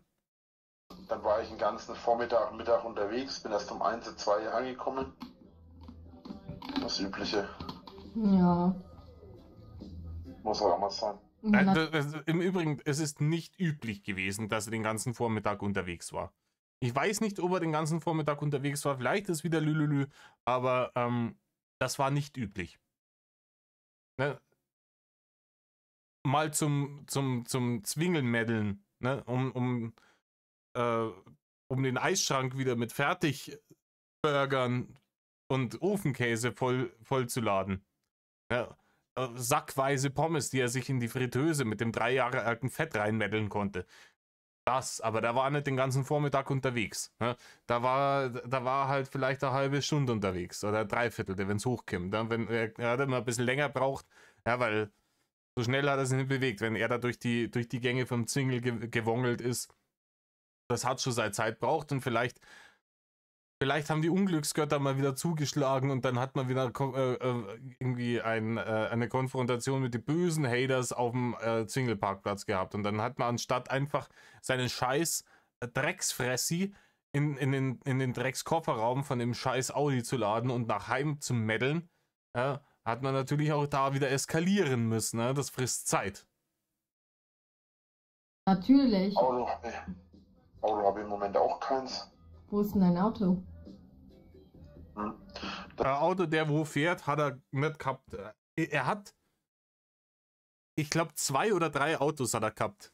Zu dem Zeitpunkt. Keins fahrtüchtig. Der Rudi A4 war, glaube ich, zu dem Zeitpunkt seit einem halben Jahr oder sowas aufgebockt im Hof gestanden. Weil er Skör gar nichts mehr gemacht hat. Vielleicht hat Rainer die Kurven einfach zu krass geballert ein paar Mal. Dann hat der Rudi A4 gesagt, ihr Melloff. Es kann natürlich auch sein, dass Rainer sich von dem guten Kumpel, von dem er den gekauft hat, einfach massiv hat über den Tisch ziehen lassen. Das ist natürlich auch, ne, dass der sagt hier, wow, die Karre, die macht jetzt in absehbarer Zeit final den Arsch hoch und den verkaufe ich jetzt an irgendeinen Dummen, damit ich noch ein paar Mark dafür kriege und nicht nur irgendwie Verschrottung zahlen muss. Weil es kann nicht immer 2008 sein oder 2009 und Abwrackprämie geben. Das hat keinen TÜV mehr. Und jetzt sieht es so aus, als würde das auch zu teuer werden, das wieder herzurichten, weil da ein paar Sachen zu machen sind, die man vorher nicht gesehen hat, die jetzt beanstandet wurden. Und deswegen muss ich jetzt mir ein anderes Auto auch noch suchen. Oh, Alles ja, ziemlich super. beschissen, wenn man nicht genug Kohle hat. Ja, das ist echt scheiße. Oh, mir ist ein bisschen kalt. Alles gut. Ja, und das, Und ganz ehrlich, er hätte natürlich für den Rudi A4 hätte er nicht mehr viel gekriegt. Ne? Aber er hätte jetzt zum Beispiel den an irgendwelche komischen Autozigeuner verkaufen können. Ne? Ihr kennt diese Visitenkarten da ans Autofenster hinhängen. Und er hat ihnen gesagt, hey komm, gibt's mal 200 € dafür. Schrottwert, nimmt's mit. Die lassen den irgendwo in der Hinterhofwerkstatt in Polen reparieren für ein Apfel und ein Ei und verkaufen ihn an den nächsten Depp. Ganz ehrlich, der ist so hageldumm, wahrscheinlich hätten sie dann ihn für 4.000 Euro wieder verkauft. Dafür, dass er dann 1,5 Jahre später wieder keinen TÜV nicht mehr kriegt. Ha? Aber das wäre eine Möglichkeit gewesen. Rainer hat sich aber für Option B entschieden und Option B war, ich setze alle möglichen Dinge, die ich brauche, um das Auto zu reparieren, auf die Amazon-Battle-Liste, bock das Auto in meinem Hof auf und lasse es aufgebockt da über Monate stehen, weil ich absolut gar nichts kann. Ne? Und das ist halt auch wieder totes Kapital gewesen. Also zwar nicht viel, wie gesagt, das hat halt nicht mehr viel Wert, aber irgendeiner gibt dafür so einen Schrotthaufen immer ein paar 100 Euro. Irgendwas kriegst du dafür schon noch. Und dann ist es weg vom Hof. Nein. Und man hat ja dann danach festgestellt, irgendeine andere Karre, war es der Mondeo, irgendeine andere Karre, die auch schon seit, also von der Staubpatina, die sich da drüber gebildet hat, Jahren keine Straße mehr gesehen hat, stand ja da Anno drin. Das ist alles Sachen, die kann ich über eBay Kleinanzeigen irgendwie in 2 Tagen bin ich die Scheiße weiter. Die nimmt mir schon irgendeiner ab. Es gibt Leute, deren komplettes Geschäftsmodell das ist. Klar sind es zu 90% irgendwelche Autobetrüger, aber ist das scheißegal. Soll den Schrotthaufen mitnehmen, gib mal 200 Mark, tschüss. Muss der herkommen, dann wärme ich dich ein bisschen. Ja, jetzt einen auf süß machen, ne? Was heißt? Süß halte ich hier, ne? Schwierig. Schwierige Aussage. Das ist ja einer auf süß machen. Ich bin süß. Ja. Rainer, du riechst süßlich, ne? Aber das ist nichts Gutes. Ne? Eine Leiche, die ein paar Wochen im Wald liegt, riecht auch süßlich. Ähnlich wie du. Aber das ist jetzt nichts Cooles. Ja, total. Also zu mir schon, da kann ich mich echt nicht beschweren. Das ist die Mobilfunkrevolution. Das will ich doch schwer hoffen. Ja. Aber jetzt hat er seine Casanova-Stimme wieder am Start. Das wird ja schwer hoffen. Das ist kurz vor My Honey. Was ist das für eine... Ich hasse YouTube. Ich höre jetzt hier die... Reine Aufmerksamkeit. Oh, es geht aufs Snoo-Thema. Ich muss meine Belästigerstimme wieder... Ne? Gerade die ganze Zeit Musik und da kommt jede Sekunde Werbung, die über 40 Minuten lang geht oder so. Ist so ein Scheiß. Dafür gibt's Adblocker. Ja, Oder man kann halt auch dafür bezahlen, so das ist ja auch eine gute Alternative. kriege ich auf meinen Fernseher irgendwie nicht hin. Keine Ahnung, ey. Auf dem Fernseher weiß ich nicht, wie es geht, aber wenn du dir YouTube Premium holst, dann hast du keine Werbung, soweit ich. Ja, das kostet ja Geld, aber das ist richtig. Mir hat der Spätzle neulich gesagt, man kann das machen, auch auf dem Fernseher irgendwie YouTube-Adblogger machen, indem du irgendwie so ein Raspberry Pi mit einem speziellen Programm drauf irgendwie an deinen Router anschließt.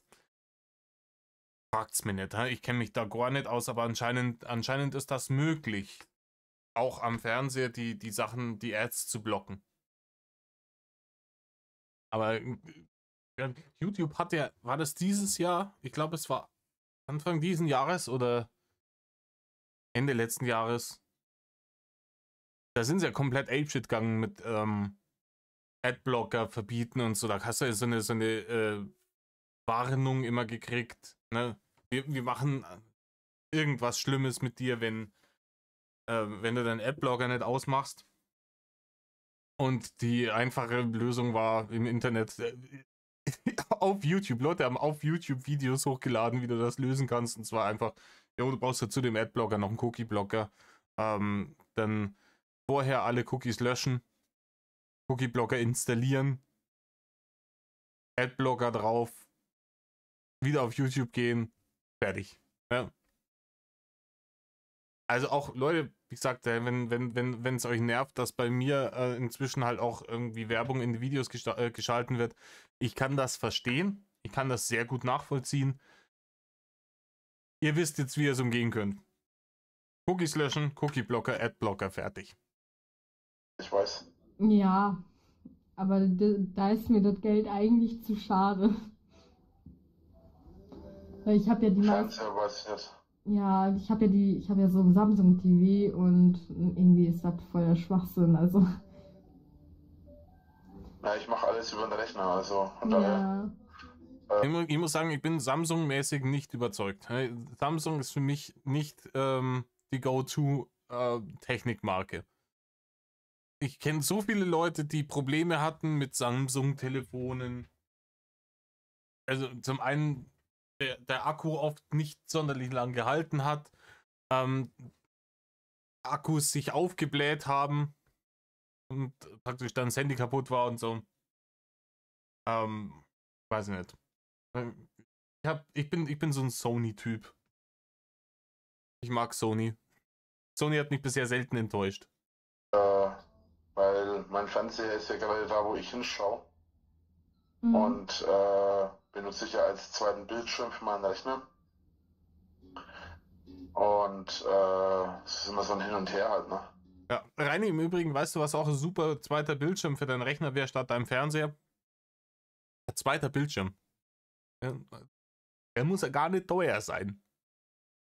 Aber es würde Sinn machen. Ne? Ja.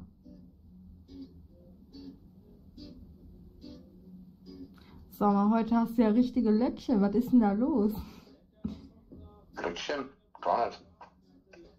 Wie kommst du denn auf Flöckchen? Man sieht doch, du hast richtige Locken bekommen. Eigentlich nicht. Ja, eigentlich nicht. Ey, ich sehe das doch. Ich bin ja nicht blind. Hä? Das sind keine Locken. Hier, guck mal. Ich hab's mit links und rechts, ne? Ja, Rainer, du hast halt so eine tolle und du weißt ja ganz genau, dass du relativ lockige Haare hast. Nur nicht das so. Ja, dieses Schmierentheater, das kannst du in die Haare schmieren. Ja? Vielleicht werden sie dann glatt, ich weiß es nicht. vorne. An der Stirn direkt. Da ist so eine Powerlocke. Ja, genau. Wieso? Ja, eine. Das sind aber doch keine Locken. Das ist eine Locke. Ja, das kommt langsam. Alter, die schmierigen, Ja, jetzt fettigen sieht's noch Drecks. besser aus. Ja. Das ist richtig gut aussieht. Das sieht da nicht aus wie irgendeine Obdachlose, die unter der Brücke um ein paar Mark bettelt.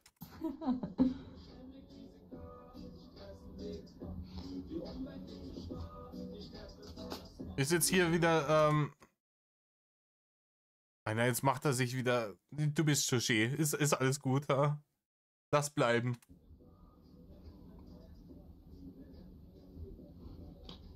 Und erzähl mal so, was hast du morgen eigentlich vor? Weil jetzt macht er sich so Kinderhaarspangen in die Haare, ich krieg mir nimmer. Reini, lass das doch, ey. Du machst dich zum Obst hier.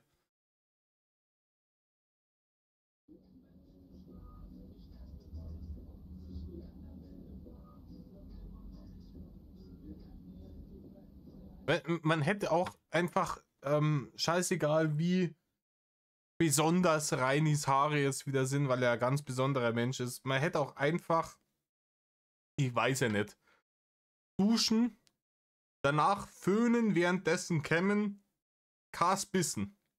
Ja? Das ist kein Hexenwerk, das kriegt man hin. Man kann aber auch einfach nicht duschen, sich mit den kreisligen Fettbratzen 20 Mal in der Stunde irgendwie durch die Haare fahren, damit die also richtig schmandig werden. Und wenn man sie dann mal kontrollieren kann, anstatt sie zu waschen, einfach irgendwelche Kinderhaarklammern reinklemmen. Das ist natürlich auch eine valide Alternative, wenn man hageldumm ist. Aber Duschen ist schon wieder ein Hater. Duschen ist ein Hater, das ist, also, das kann man machen, wenn man vorher irgendwie auf dem Heisel beim Schäumen war. Wenn man nicht mehr körperlich, wir hatten es im letzten Video, körperlich nicht mehr in der Lage ist, sich den Arsch abzuwischen, dann geht es aber so richtig duschen mit Haare waschen und sowas. Oh, das dauert. Das dauert und wenn du das über den Kopf laufen lässt, über den ganzen Körper, dann muss das warm sein. Warmes Wasser ist sowieso ein Hater, weil das kostet eine Heidenkohle einfach. Ne? Da ist gleich sind wieder ein paar Mark von denen vom Guthaben, vom Stromzähler vom Prepaid-Stromzähler sind dann wieder weg, weil der hat auch doch so einen elektrischen Boiler gehabt für sein Warmwasser. Ist fürchterlich, ja. Das machen wir besser nicht. Und diese Schmutzschicht, die sich dann da langsam bildet, diese Patina, die sich auf ihm gebildet hat, die ist ja vielleicht auch ganz gut als Wärmedämmung. Ja? Weil Heizen ist ja auch teuer, ja? Mit den alten Ölheizungen, die er da gehabt hat. Also wild. Besser? Ja, also hat mich davor nicht gestört. Ich fand's niedlich. Nein. Ich hätte jetzt ein anderes Adjektiv verwendet, aber volles Kabärchen, jedem das seine. Doch, Definitiv nicht. Nein. doch. Wird ja jemand rot? Rahel, Ey, guck mal, wie, passt nicht zusammen. ey, guck mal, wie rot Passt du nicht wirst. zusammen. Sein Gesicht wird so rot wie seine Beine. Bitte? Guck mal, wie rot du wirst. Ja, ja. Ich werde überhaupt nicht rot. Nein, du siehst aus wie meine Tomaten in der Küche. Ja, das liegt am Licht. Ja, am Licht. Ja, guck. Am Licht, ne? Ja, Das Rainer. liegt am Licht. Ja. Natürlich liegt es am Licht. Ich lieg auch am Licht hier. Guck mal, schon ein Grinsen. Kommt das auch vom Licht? Nö. Nee, das kommt von der Dummheit. Also so grinsen tun wirklich nur Leute, die dann immer alle beieinander haben. Grinsen tue ich. Ja. Aber nur weil du glaubst, dass ich rot werde. Und außerdem sind Drachen nicht süß. Ja, gut, dass du kein Drache nicht bist, sondern ein fetter Behindi aus Mädelfranken. Oh, gefährlich sind sie, ne? Hm? Gefährlich. Böse und gefährlich und Jungfrau und entführend. Gut, dass sie keine Jungfrau mehr ist, ha? Im Gegensatz zu dir. Rainer, hast du die dann selber entführt? Oder das wäre es noch gewesen. Das hätte er in den letzten Tagen der Schanze machen können. Ihr wisst es, wo die ganzen Poster von der Wand weg waren und der grüne Lappen, ne, den er als Greenscreen bezeichnet hat, als das alles weg war. Und dann so diese nackerte Wand, wo er irgendwann die Tapete auch runtergerissen gehabt hat, also diese nackerte Wand hinter ihm war. Das hat schon so ein bisschen ausgesehen wie so ein Erpresservideo, oder? So ein Entführervideo, wo einer dann da sitzt, hat nur die Zeitung vom aktuellen Tag gefehlt und dass er sich dann hinsetzt, so, mir geht's gut, die Entführer behandeln mich gut, ich bekomme reichlich zu essen, bitte, Sie wollen 500.000 Euro, bringt die bitte beim Beck hinten in der Ecke, wo ich immer so gerne sitze. Und am Ende kommt raus, er hat sich selber entführt. Und Sascha Lobo hat die Lösegeldforderung beglichen. Und Rainer hat sich dann mit nach Russland abgesetzt. Oh Gott, mein Gehirn. Okay. Ja, sehe ich vielleicht grün aus? Rot aus? Grün. Hast du gesoffen oder was? Nö. Ja. I'm blue, ba-da-di-da-ba-da. Grün, rot, blau, alle Farben in deinem Kopf. Heute hab ich tatsächlich noch gar nichts gegessen. Ja, dass der alle Farben hat, das ist wie bei so einem alten Schinken. Das liegt am Schimmel. Der ist halt nicht mehr gut. Ist halt abgelaufen. So, wenn ich so mache, sehe ich klar rot aus. Ja, das siehst du auch mit dem weißen Licht. Nein. Doch. Da können wir Kannst uns. du morgen mal vorbeikommen und mich davon überzeugen? Ah, so. Naja, wenn du morgen eh nicht in die Arbeit musst. Ja, dafür mache ich morgen was mit meiner kleinen Schwester. Die hatte mich gefragt. Ärgerlich. Ja. Alter, wenn jetzt kommt, die kannst du ja mitnehmen, dann muss ich leider abbrechen. Das ist halt das Problem. Aber Ja. aber ist das nicht gefährlich, wenn du frei hast? Wenn dich dann jemand sieht, der dich kennt? Oder hast du jetzt Urlaub an sich? Ich habe mir für morgen Urlaub genommen. Ach so, ich dachte jetzt, du bist krank an sich. Und du meinst, dir geht's nicht gut. Ja, mir geht's doch nicht gut, aber ich habe mir auch Urlaub genommen. Ich habe ein bisschen Kopfkinder noch vom Wochenende. Ist eine, sagen wir mal, ist eine ehrenhafte Geschichte, wenn es denn wahr ist, ne? Dass man sagt, hey, ich spare mal ein paar Urlaubstage im Jahr auf bei meiner Jahresurlaubsplanung. Und wenn ich tatsächlich, also wenn der Arbeitgeber da natürlich mitspielt, dass du spontan Urlaub nehmen kannst und nicht sagt, hey, das muss alles mindestens so und so im Vorlauf geplant sein. Aber dass sie dann sagt, hey, ich habe dann meine 4, 5 Tage, Urlaubstage, die ich aufhebe. Und wenn ich es mal wirklich an irgendeinem Tag irgendeinen Getränkeunfall gehabt habe, das kann ja mal passieren. Ja, man hockt sie irgendwie am Sonntagnachmittag zusammen und das eskaliert irgendwie. Und du denkst dir, Montag war scheiße, das haut nicht hin, dass du dann sagen kannst, hey du Chef, ich darf heute gerne Urlaub nehmen. Ja, wenn das geht in der Firma, in der du arbeitest, ist das natürlich eine gute Sache. Vor allem, weil der Chef dann auch besser dasteht. Ne? Weil wenn du einzelne Tage dann wegen solchen Geschichten extra dich krank schreiben lässt, muss der Chef dich ja weiter zahlen, aber du hast trotzdem noch den Urlaub. Ne? Das ist ja oft das Problem, wenn sich Firmen darüber beschweren, dass zu viele Krankmeldungen reinkommen. Ist das oft das Problem. Und so könnte man das lösen. Und wie gesagt, es ist halt gerade, wenn du junge Angestellte hast, ne? Anfang 20, ja, passiert das häufiger mal, oder? Also wo ich Anfang 20 war, ist es mir halt häufiger mal passiert. Ich habe mir am Abend mit meinen Späßeln zusammengehockt und gerade lustig war es, okay, komm, trinkt man nur eine halbe und irgendwann war es 2 Uhr in der Nacht. Und jeder von uns hat einen fetzen Rausch gehabt und dann legst du dich hin und musst am nächsten Tag um 7 Uhr aufstehen. Schwierig.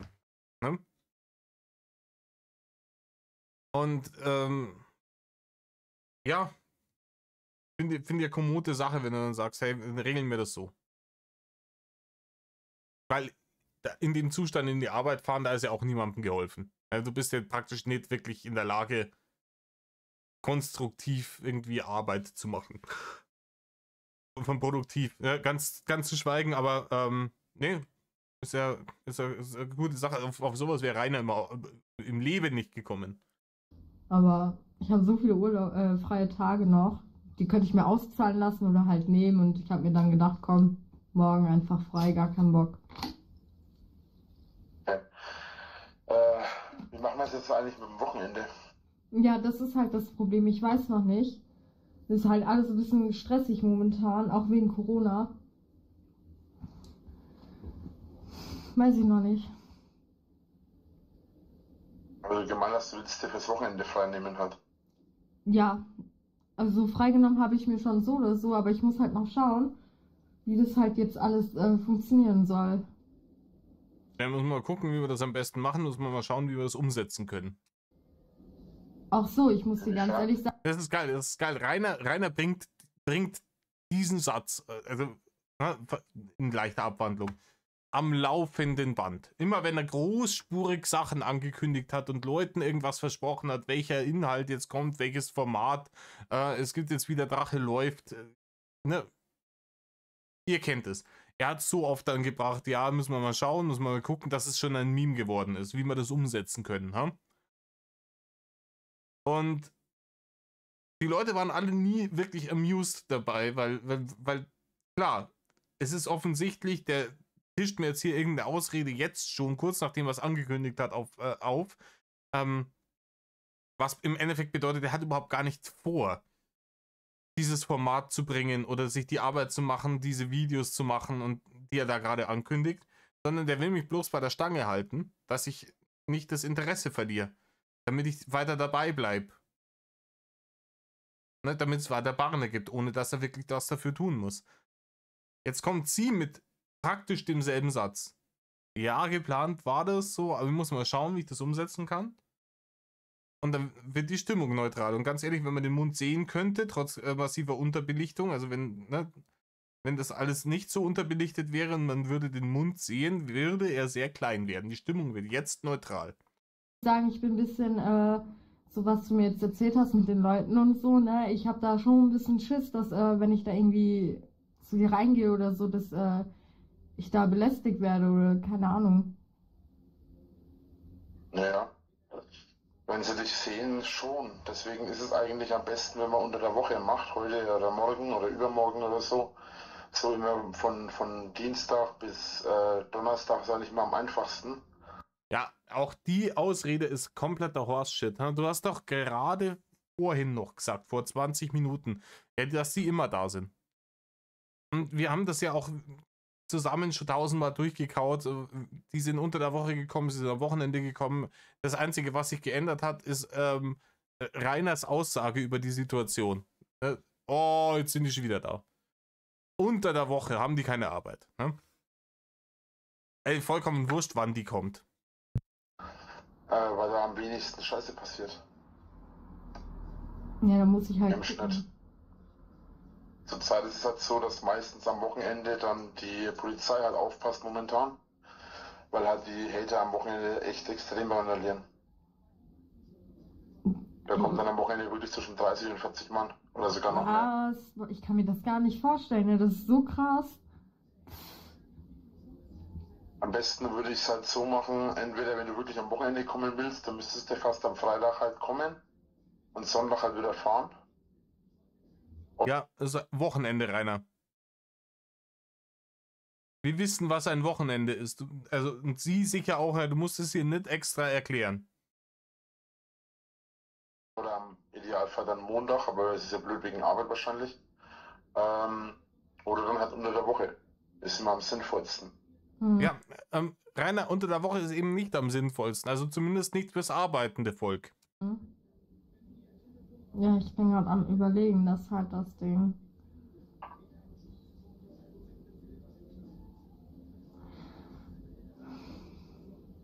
Aber du erzählst den Leuten nichts von mir, oder? Also jetzt auch in deinen Streams Nein. und so. Nein, mache ich nicht. Weil ich habe irgendwelche Leute wieder gesehen, die meinten irgendwie, du hast eine neue Freundin oder so, keine Ahnung. Die haben das halt Ja, so. die Hater labern viel Scheiße, der Tag lang ist. Das Einzige, was ich, wenn ich was sagen würde, wäre das Einzige, was ich sage, ja, Ist ich das habe jetzt von den Hatern mit hinter dir mit dem Laserpoint? Was? Da hinten, da streicht über so einen Laserpointer. Oh. Ja, auch gerade in dein Ich, Gesicht. Ja, schon wieder in dein Gesicht. also ich sehe nichts. Da streicht jemand mit einem Laserpointer auf dich. Ich sehe das doch. Und dann, jetzt macht er wieder weg. Wenn du guckst, macht er das weg. Hey, es ist Kissenwurfniveau gerade. Es ist peak erbärmlich. An deinem T-Shirt. Ich sehe nichts. Wie? Ich bin doch nicht blind. Da streicht jemand ganz in dein Zimmer rein. Hä, siehst du das nicht auf deinem Bildschirm? Ich sehe nichts. Ja, guck auf deinem Super lustig, Rainer. Super lustig. Aber hey, Props ans Polska-Bärchen, ey. Die Fake-Lache, die ist halbwegs überzeugend. in deinen Mund rein. Sorry, aber das ist ja so... Ach, du machst das. Ich dachte schon, das machen die Typen da Ich drauf. mach nichts. Ja. Da würde es aus der Richtung kommen. Ja, ich weiß ja jetzt nicht, wo dein Fenster ist, ne? Wollte schon sagen, guck mal, die machen da ja... Scheiße, wäre das witzig also das wäre witzig gewesen, aber... Noch witziger wäre gewesen, wenn es da drin eine Frau gestanden wäre, die mit einem Kissen beworfen wäre. Aber so ein Laserpointer von draußen. Haben sie auch schon gemacht. Echt? Ja, Oh ja. Mann. Alles schon gewesen. Ganz ehrlich, mit so Laserpointern rumspielen, das habe ich irgendwie mit 11 oder 12 gefeiert. Ja, da habe ich auch einen Laserpointer gehabt und der hat so Aufsätze gehabt, dann hast du abschrauben können und einen anderen Aufsatz draufschrauben, dann hast du es irgendwo hingeleuchtet und dann hat das, keine Ahnung, ein Herz gemacht oder sowas. Ja? Oder so eine Raute oder ein Peak, ja? Von Karten. Heutzutage benutze ich Laserpointer im Endeffekt nur, um mit den Katzen zu spielen. Punkt. So, das ist es. Man spielt mit den Katzen. wer hier 2021, der Mann ist Anfang 30 und ist der Meinung, hier mit dem Laserpointer rumspielen ist die Krönung der Erwachsenenunterhaltung. Ich fand das gerade so genial, ne? Du hättest mir den Spaß nicht nehmen dürfen, ey. Ich hätte echt geglaubt, das ist jetzt einer von draußen. Ja, da sitzt beim Nachbarn auf dem Dach, sitzt einer mit dem Sniper und legt gerade auf ihn an. Naja, witzig finde ich das jetzt eigentlich nicht. Ja, aber in dem Moment, weißt du, wenn wir telefonieren, auf einmal ist da so ein Laserpointer im Hintergrund. Ich lache ja nicht deswegen, weil die es machen, nur weil es halt in dem Moment witzig war. Da ist auf einmal so ein Laserpointer so auf dein Gesicht und so. War schon witzig. Komm schon, du würdest auch lachen, wenn jetzt auf einmal hier jemand von draußen auf meine Fresse mit einem Laserpointer leuchtet. Ich würde mich eher fragen, ob diese Leute noch geistig gesund sind, die das machen. Ja, das weiß ich ja. Das dann Ja, Rainer, die Frage, die habe ich mir gerade auch gestellt, als du das gemacht hast. Ist der geistig gesund? Gut, ich habe die relativ schnell für mich selber beantwortet, mit einem klaren Nein, weil ich dich gut genug kenne, aber auch hier deutliches Anzeichen, dass sie ein Bärchen ist, weil, wie du so richtig sagst, normale Leute hätten sich gedacht, ich glaube, der hat sie eine Male. Ne? Red Flag. Again. nicht mehr geistig gesund sind da bei dir. Das braucht man nicht in Frage stellen. Das ist schon bestätigt.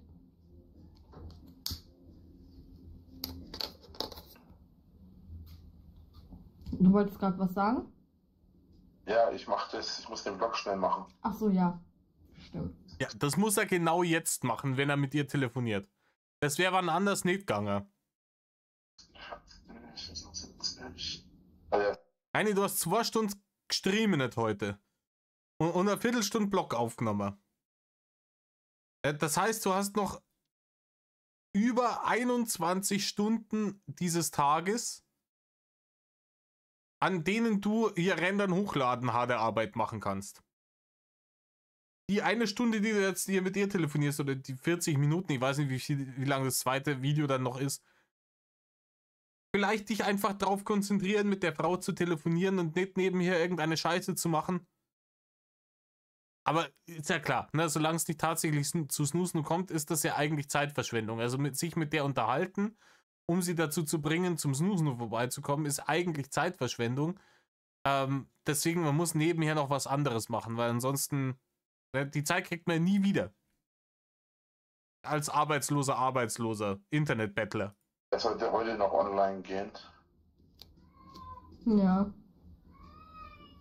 So, mal sehen. Welche Folge war das jetzt? 76? Nee. Welche Folge ist denn das? Die 64. Da hat irgendjemand im Hintergrund hat Bock auf Aufmerksamkeit. Ich kenne das bei mir auch. Aktuelles Ruhe, aber es ist ganz oft so, wenn wir dann irgendwie abends, wir liegen auf der Couch und sagen, okay, jetzt gehen wir dann ins Bett. Und dann gehen wir ins Bett. Einer von unseren Katzen ist dann immer, der sitzt dann drüben im Wohnzimmer noch und plärrt, weil er sich gedacht hat, hey, das war doch jetzt gerade echt, das war doch kommod, das war doch gemütlich, wir sind alle auf der Couch gelegen, so, ich konnte ein bisschen mich hinschmorcheln und alles ist cool und jetzt geht ihr einfach ins Bett. So eine Scheiße. Und dann sitzt er da und plärrt. Das Katzen halt. Was, die 64? Ich dachte eigentlich, ich habe die 4. Na, egal. Und So, Blog fertig, weiter. Monetarisieren, natürlich. Weiter.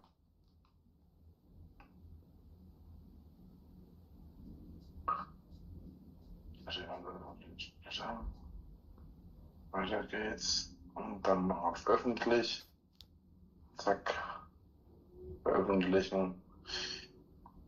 Oh, jetzt haben wir noch 7 Minuten. 8 bis 9 Minuten habe ich jetzt noch, dass die das freischalten.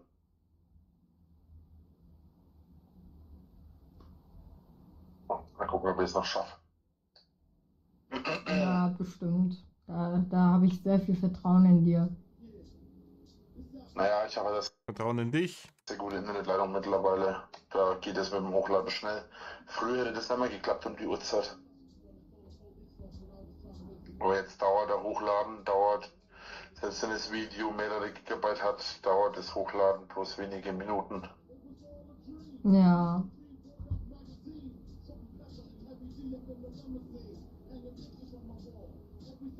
Naja, dann solltest du dir vielleicht jetzt die nächsten Tage mal Gedanken machen, wie wir es machen wollen, welche am Treffen. Ja, natürlich. Vorausgesetzt, du willst dich noch treffen. Das kannst du jetzt mal überlegen. Und dann schauen wir halt mal. Mhm. Auf jeden Fall habe ich jetzt schon mal was zum Grillen bestellt für morgen. Also morgen kommt das Zeug mal nicht. Ich finde Das das halt immer dann noch zum Grillen krass, und so weiter. ey. Man kann einfach Essen Ja. bestellen. Wusste ich gar nicht. Bitte? Ich finde es immer noch krass, dass man einfach Essen bestellen kann. Wusste ich. Das war die Zeit, wo Reini dann immer beim Rewe sich das hat liefern lassen. Ja, das war sehr praktisch für ihn, hat er nicht einmal mehr zum Zwingel melden müssen. Sorry, dass ich jetzt gerade einfach wenig dazu sage, aber es ist aktuell passiert hier in diesem Video nicht viel. Ich ziehe das jetzt auf jeden Fall noch durch, weil wir sind bei fast 30 Minuten, 40 dauert der ganze Bums. Hätte ich das in 2 Videos aufteilen wollen, dann hätte ich es wahrscheinlich bei 20 Minuten gemacht. Mein Video läuft jetzt auch schon 1 Stunde 40. Wird ein langes Video werden, ne? Jetzt gar nicht. Klar, Edeka, Norma, Lidl, Netto, die liefern normalerweise mittlerweile alle. Rewe hat mittlerweile auch einen Lieferdienst. Soweit ich weiß, liefern die alle. Ja, ich gehe immer einkaufen. Also, beziehungsweise fahre mit dem Fahrrad. So, deswegen war ich jetzt ein bisschen Ja. geschockt. Ich mache das halt, weil ich habe kein Fahrrad und ich habe kein Auto aktuell, deswegen mache ich es jetzt halt so. Ganz ehrlich, abgesehen von dem, was man inzwischen berappen muss an der Kasse, was ja in den letzten 4 Jahren komplett ad absurdum geführt wurde, aber abgesehen davon gehe ich eigentlich recht gerne in den Supermarkt einkaufen. Ne, wenn man auch hier lokal immer denselben Supermarkt frequentiert, man kennt ja dann die Leute auch immer, ne, die da arbeiten. Und da hat man dann oft einmal, also man schnackt ein bisschen und hier mal ein nettes Wort, grüß dich, wie geht's da? Bis zum nächsten Mal, bla bla bla. Ich mag das. Ich mag das ganz gerne. Ich habe neulich, bin dann an der Fleischtheke gestanden und dann habe ich noch auf meine bessere Hälfte gewartet, weil die hat noch Semmelbrösel suchen müssen. Und es waren gerade hinter mir keine Leute angestanden. Dann habe ich mich mit den Angestellten da an der Fleischtheke nochmal unterhalten über Gott und die Welt. Und das ist doch eine schöne Sache. Das ist doch, ich mag diese Erfahrung einfach. Das ist so ein bisschen, das gehört zum sozialen Leben mit dazu. Ne? Vor allem, wenn da wirklich einfach nette Leute arbeiten, du kannst dich mit denen unterhalten und eine Gaudi haben irgendwie, gehst mit einem guten Gefühl aus dem Bums raus, doch cool. Ja? Also, natürlich für Rainer vollkommen irrelevant, weil er grundasozial ist. Ihm andere Menschen massivst am Arsch vorbeigehen. Der denkt sich, hä, Essensknecht, bring mir das bitte vor die Schanze. Und fertig. Er hat das, glaube ich, sogar nochmal irgendwie als Taxi missbraucht. Da hat er sich Fressi bestellt, hat das Fressi angenommen, hat es in die Schanze geräumt, ist ins Auto gestiegen und hat sich nach Emskirchen fahren lassen.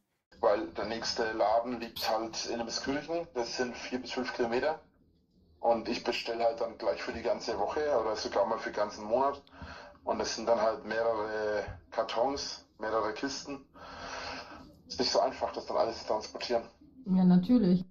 Ja, wenn du ein Auto hättest, der wo fährt, dann wird das schon gehen. Aber du hast dir mit dem Rudi A4 halt mal wieder über den Tisch ziehen lassen, ne?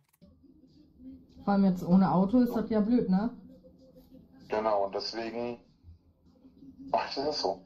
Mhm. Ach, siehst, meine Ohrringe muss ich auch irgendwann noch reinmachen. Ja, man hätte zum Beispiel auch als Reini, gut, es gibt zu dem Zeitpunkt, ne, gibt es keine Radl mehr, die ihn tragen. Ne? Aber jetzt gehen wir mal in die Vergangenheit zurück. Sagen wir mal, ne, kurz nach Schanzenübernahme durch Reini. Da war er zwar auch schon übergewichtig, aber nicht so, dass er ein Radl nicht mehr tragen hätte. Wenn er sich dann da entschieden hätte, weil Reini ist ja eine der wenigen positiven Sachen, die man ihm anrechnen muss, ist, Reini trinkt er nicht übermäßig Alkohol. Ne? Er hat sich ein paar Mal im Stream besoffen, aber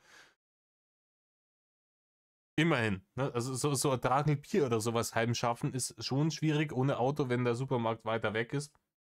Aber das kommt ja bei ihm nicht vor. Ja, dann hat er diesen Sodamax hinten dort stehen und mit dem kann er sich die Scheiße aufsprudeln, braucht er im Endeffekt nur diese Sirup-Dinger. Alles Gucci. Der hätte damals etablieren können, weißt du was, wenn ich zum Zwingel will, das sind 4-5 Kilometer, dann fahre ich mit dem Radl. Ratzfatz bin ich mit dem Radl am Zwingel, nehme einen großen Rucksack mit, pack dann ein für die Woche oder für die halbe Woche und dann fahre ich 1-2 Mal in der Woche, fahre ich mit dem Radl zum Zwingel, zum Einkaufen und wieder zurück. Ja, und ich kaufe mir dann auch wirklich nur die Sachen, die ich aktuell brauche für die nächsten 3-4 Tage und nicht irgendwie 300 Tiefkühl-Hamburger, ne, für die Mikrowelle. Was glaubt ihr, wie der ausgeschaut hätte nach ein paar Jahren? Glaubt ihr, dass er dann wirklich die 230, 250 Kilo irgendwann mal erreicht hätte, so wie es passiert ist? Oder wäre der vielleicht eher weniger geworden? Dann hätte er gesünderes Leben geführt. Weiß ich nicht. Ne? Ja, ich habe Demnächst einmal hier aber so einen ein... Termin beim Piercer machen. Ich habe mir ein Ja, Piercing keine selber Ohrringe. gestochen. Ich habe noch keine Löcher, also ich muss mir erst die Löcher machen lassen. So. Ja. Und dann muss ich mal zum Piercer gehen. Dann willst du dir für Ohrringe machen? Also jetzt welche Schmuckstücke möchtest du haben?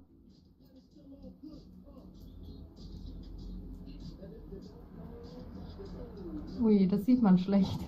Oh, ist das so ein Fake-Tunnel-Schmuck? Warte.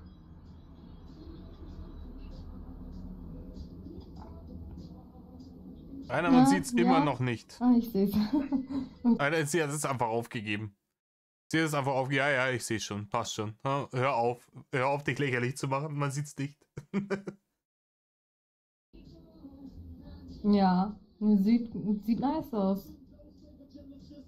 Das will er sich ins Ohr machen? Ins Ohr Lappball? Rainer, bist du lappert?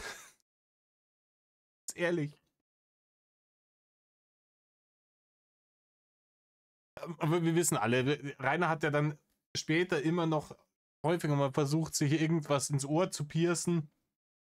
Das ist jedes Mal ein sehr kurzer Gastauftritt gewesen von diesem Schmuck, weil das hat er dann immer schnell wieder rausgenommen, weil sich es hart entzünden hat, weil er es halt nicht gepflegt hat.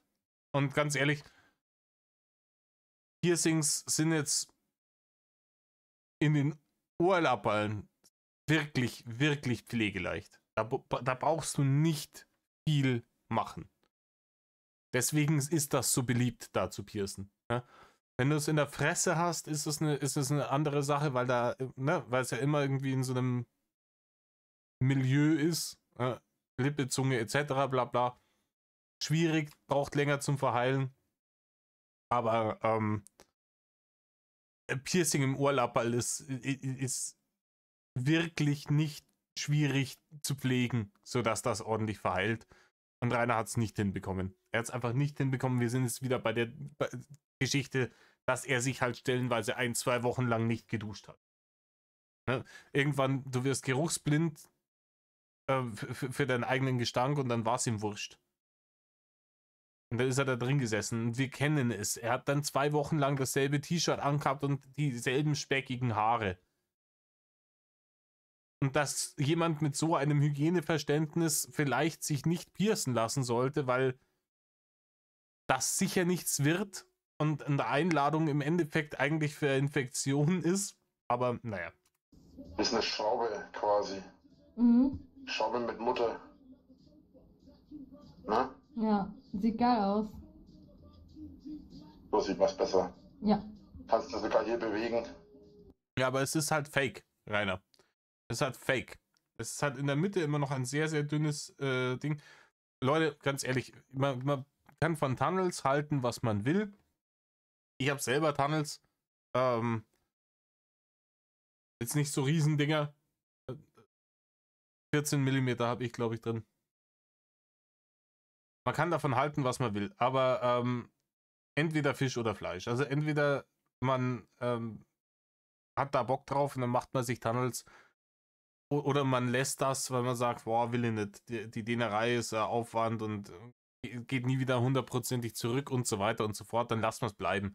Aber diese Fake-Tunnel-Dinger, die im Endeffekt nur in ein stinknormales Ohrringloch gehen und in außen so ausschauen, das ist cringe, Leute. Macht sowas nicht. Auch nicht, wenn es cool aussieht, weil es eine Schraube unter Mutter ist.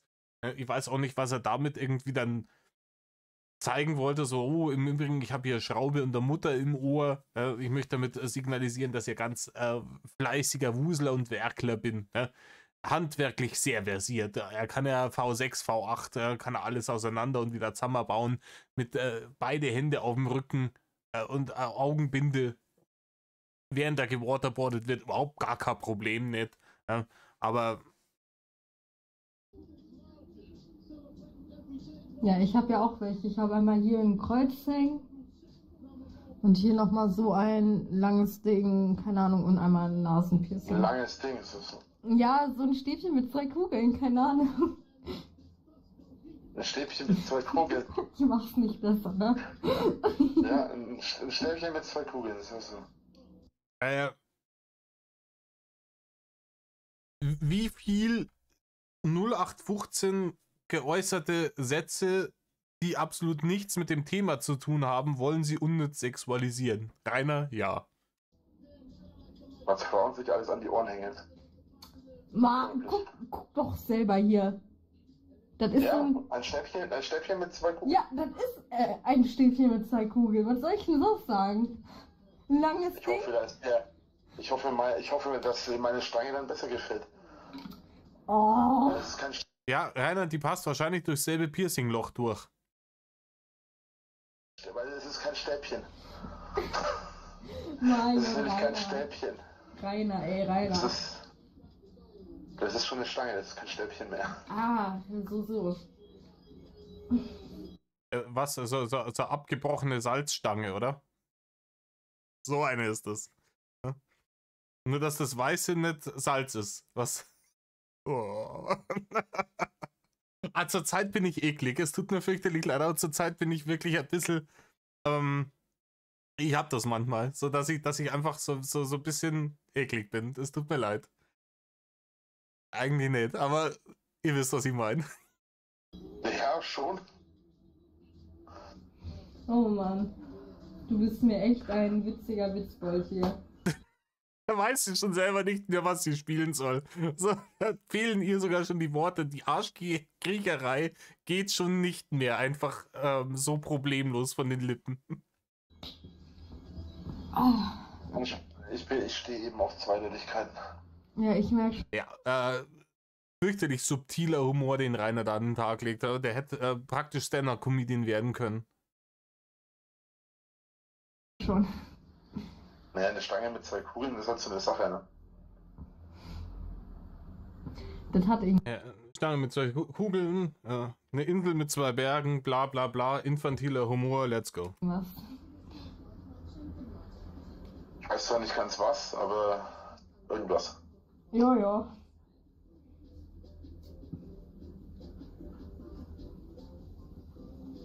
Hast du eigentlich so Hobbys oder so, was du jetzt so privat auch machst? Reißende, Wichsende, Daddelnde. Naja, im Prinzip ist mein Haupthobby natürlich YouTube. Also es ist ja mein Beruf und mein Hobby. Das ist ja quasi das Gleiche. Ah, okay. Aber ich spiele. Ja, Rainer, für mich ist YouTube mein Hobby. YouTube ist mein Hobby. Klar, ich kriege jetzt da Taschengeld dafür, aber das ist nichts. Ne. Aber es ist mein Hobby, ich mache das gerne. Heute habe ich richtig Bock, wir sind schon fast bei 2 Stunden. Wenn mir das ganze Ding so anschaue, ich peile mal an, 2,5 Stunden werden es werden. Und nee, bei mir ist YouTube mein Hobby. Definitiv. Du hast es als deinen Beruf bezeichnet, aber sagen wir mal ganz ehrlich, schon 2021 zu dem Zeitpunkt hat der Rainer auf den Scheiß überhaupt gar keinen Bock mehr gehabt. Ja? Der hat am Anfang, man hat gemerkt, als er noch richtig Bock auf YouTube hatte, wo er richtig Bock drauf hatte, wo er gemeint hat, er wird der große Zampano. Und wo dann sich tatsächlich autodidaktische Sachen draufgepackt hat, wie blende ich da jetzt irgend so eine cringige Flamme ein, die mir aus dem Mund kommt oder sowas. Klar war das deppert und klar hat er öfters auch mal vergessen, die Sachen dann an der Stelle einzublenden. Aber da hat es ihm noch, gebe ich es ihm noch, da war es sein Hobby, da hat es ihm, glaube ich, auch noch Spaß gemacht. Das Problem ist einfach, dass er natürlich mit dem ganzen, mit der Kritik falsch umgegangen ist, wodurch sich dann der Hate entwickelt hat. Und ab da hat es ihm keinen Spaß mehr gemacht, weil da hat die Realität der alte Hater wieder eingeschlagen, die ihm deutlich klar gemacht hat über die Stimmen der Hater, dass er das gar nicht kann, dass er da scheiße drin ist. Also das haut nicht so hin und als ernstzunehmender YouTuber hat er im Endeffekt keine Zukunft, weil er ein Dulli ist. Und das ist ihm klar geworden da, weil er hätte als LOL-Cow hätte eine glänzende Karriere bringen können. Ganz ehrlich, hätte er dieses LOL-Cow-Image, hätte er das tatsächlich angenommen und wäre da mitgegangen. Aber dafür brauchst du Selbstironie. Aber jetzt mal rein angenommen.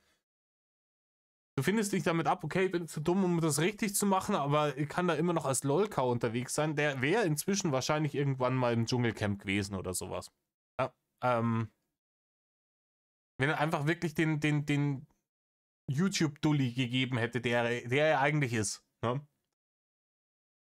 Der sich so unbeholfen anstellt und erwähnt dumm. Und wenn er das irgendwie angenommen hätte und easy hätte der irgendwann einmal ins Dschungelcamp gehen können. Da bin ich fest davon überzeugt. Und dann, ganz ehrlich, mit der Dschungelcamp-Scheiße, da hätte er mehr Barrende verdient, als er vom Hauskauf übrig hatte am Ende. Er hat auch Videospiele, hat mir jetzt auch gerade wieder ein neues gekauft heute. Das hat mein Kumpel vorhin gezockt, hat mir das gezeigt, jetzt habe ich mir das auch geholt. Da muss ich jetzt dann mal schauen, werde ich es dann noch anzocken. Ich muss auch wieder mehr zocken. Ich sag's oft, ich muss mehr zocken. Aber Adult Responsibilities, sie grätschen mir immer wieder rein. Und ja, klar, auch mein Hobby. Das hier ist auch mein Hobby. Wenn ihr hier 2 Stunden sitzt oder 2,5 Stunden und so eine Reaction aufnehmen, kann ich in den 2,5 Stunden halt natürlich nicht zocken, aber ich mache das ja gerne. Ne? Hätte ich da keinen Bock drauf, ich habe zurzeit richtig Bock irgendwie, dann würde ich es nicht machen.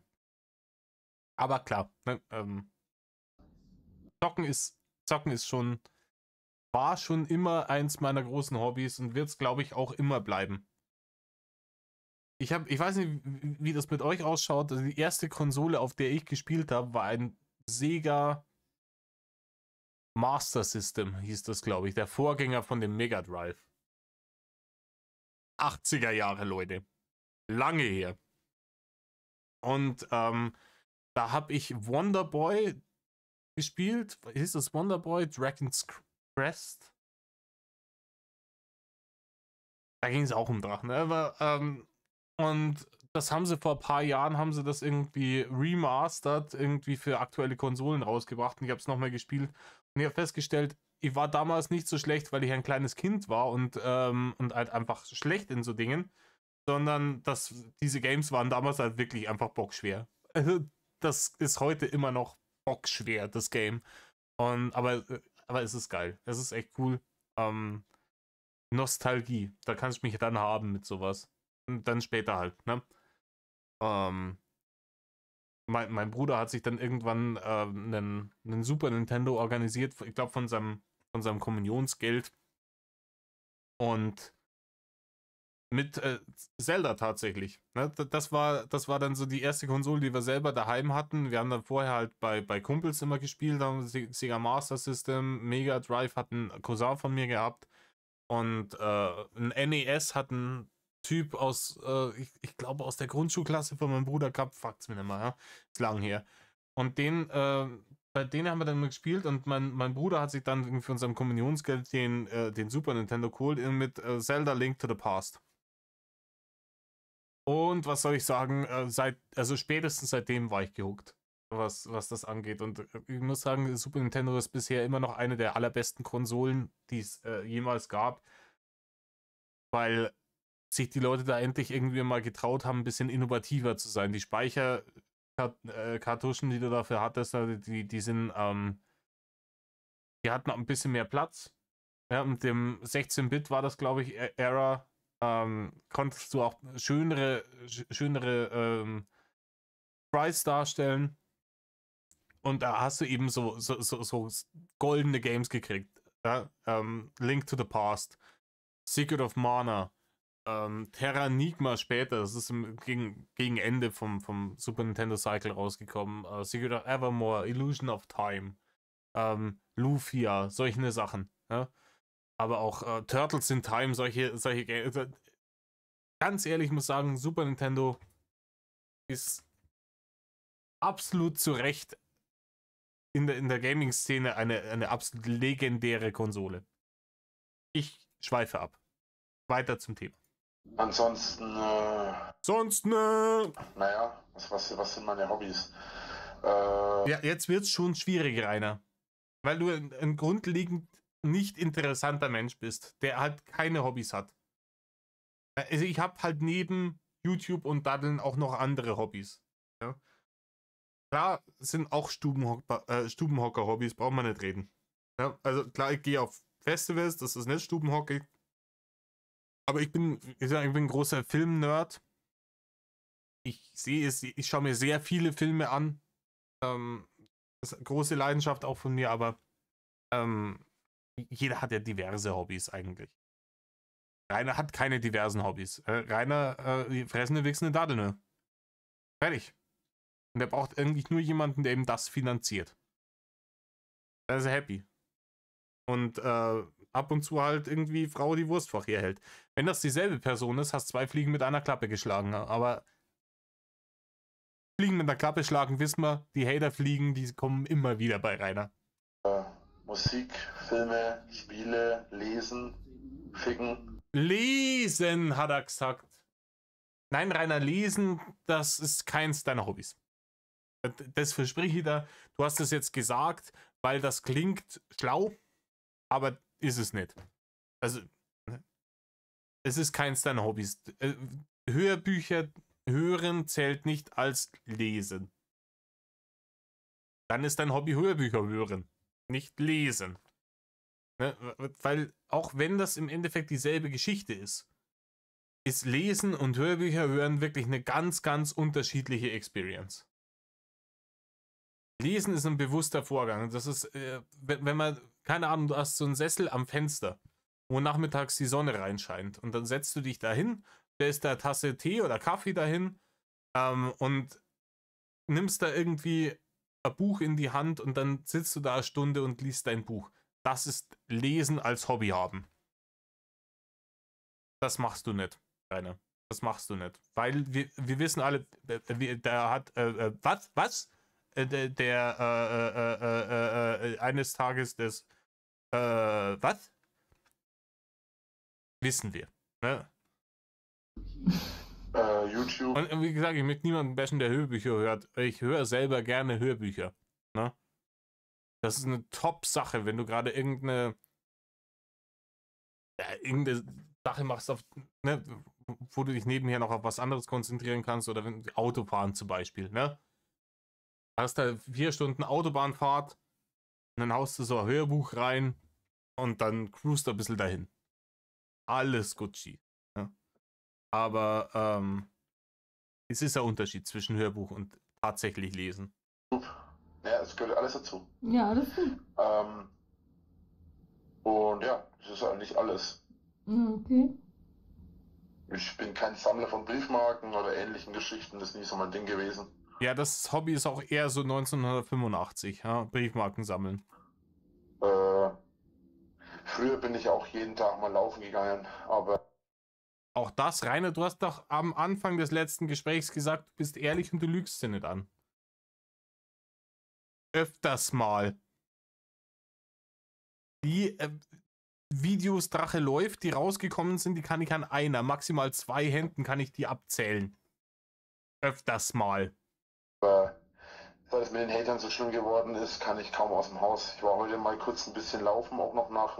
Also die Hater sind wieder schuld.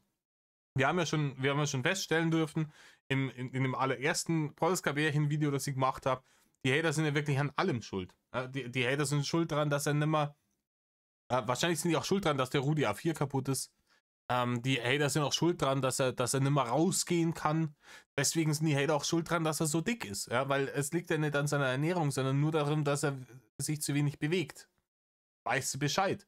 Ja, es liegt nicht daran, dass wir wissen, dass über den Frankengamer wissen wir, dass Rainer, wenn er die Kohle hatte, und Rainer hatte die Kohle damals, über YouTube und den ganzen Scheiß, ist damals tatsächlich genügend reingekommen, dass der sich für 500 € in der Woche bei Lieferando bestellt hat. Leute, das müsst ihr euch vorstellen, es sind 2000 € im Monat für Lieferando fressen. Ich challenge euch, gerade Leute, wenn ihr irgendwo seid in der Stadt, sucht euch mal irgendeinen Lieferdienst raus, irgendeinen von diesen eierlegenden Wollmilchsau-Diensten, die alles machen, aber nichts wirklich gut. Ja? Und dann bestellt's ihr mal. Stellt's mal für 50 € für euch selber. Das ist noch kommod angerechnet, weil der Tag hat, die Woche hat 7 Tage. Wenn du am Tag für 50 € bestellst, kommst du immer noch nicht auf die 500 € in der Woche. Und stellt's da mal für 50 € für euch selber, nur für euch. Worauf ihr Lust habt. Presst am Vortag am besten nichts und den ganzen Tag auch nichts und abends, am Freitagabend, sagen wir, okay, heute Cheat Day, let's go. Ich bestelle jetzt für 50 € Lieferando-Schmutz hier bei dem, der Italienisches und Döner und Chinesisches und Indisches hat und der Typ, dem es gehört, ist ein Pakistani. Ne?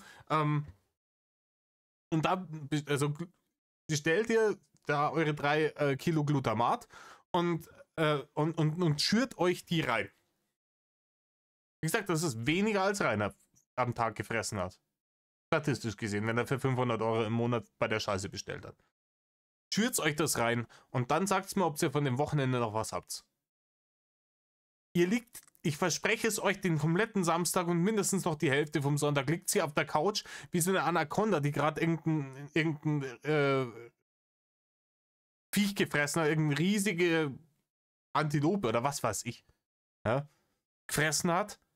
Und seid nur noch am Verdauen und Leiden. Und die einzigen Ding ist, wenn ihr mal wieder für eine halbe Stunde aufs Scheißhaus müsst, weil ihr Verstopfung des Todes habt, weil das einfach Schmutz ist. Industrieschmutz, den die im Großmarkt in säckeweise aus der Tiefkühltruhe ziehen für Apfel und ein Ei und euch dann da irgendwie einfach in die Fritteuse schmeißen, damit ihr euch das in den Schlund schieben könnt.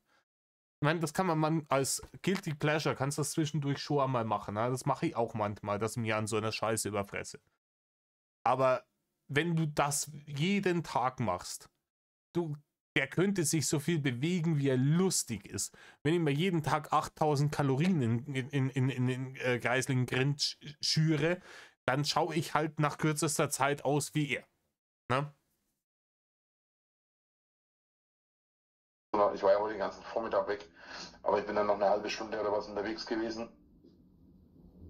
Das habe ich normalerweise früher auch immer ganz gerne gemacht, dass ich einmal auf das Kirchen zurückgelaufen bin. Das sind so... Ja, wir wissen es jetzt alle. Ich weiß nicht, ob es jetzt hier ist, aber das hat er woanders mal, glaube ich, erzählt. Entweder im Discord oder im Stream, ne? Dass er ins Kirchen und zurück ich weiß nicht, in welcher Geschwindigkeit. Aber auf jeden Fall ist man, wenn man es runtergerechnet hat, ist man drauf gekommen, dass Reini irgendwie 30 km/h schnell läuft. Ja? Ist halt, wenn du hageldumm bist und dir solche Lügen ausdenkst, wird schnell debunked. Zwischen 4 und 5 Kilometer plus minus, je nachdem, wo man in Emskirchen hinläuft. Ja. Genau. Und ansonsten, ja, war's eigentlich. Sonderlich viel mehr habe ich nicht gemacht. Oder sonderlich viel mehr mache ich nicht. Das war ja, aber Reini, du hast ja vorhin gesagt, du warst den ganzen Vormittag unterwegs.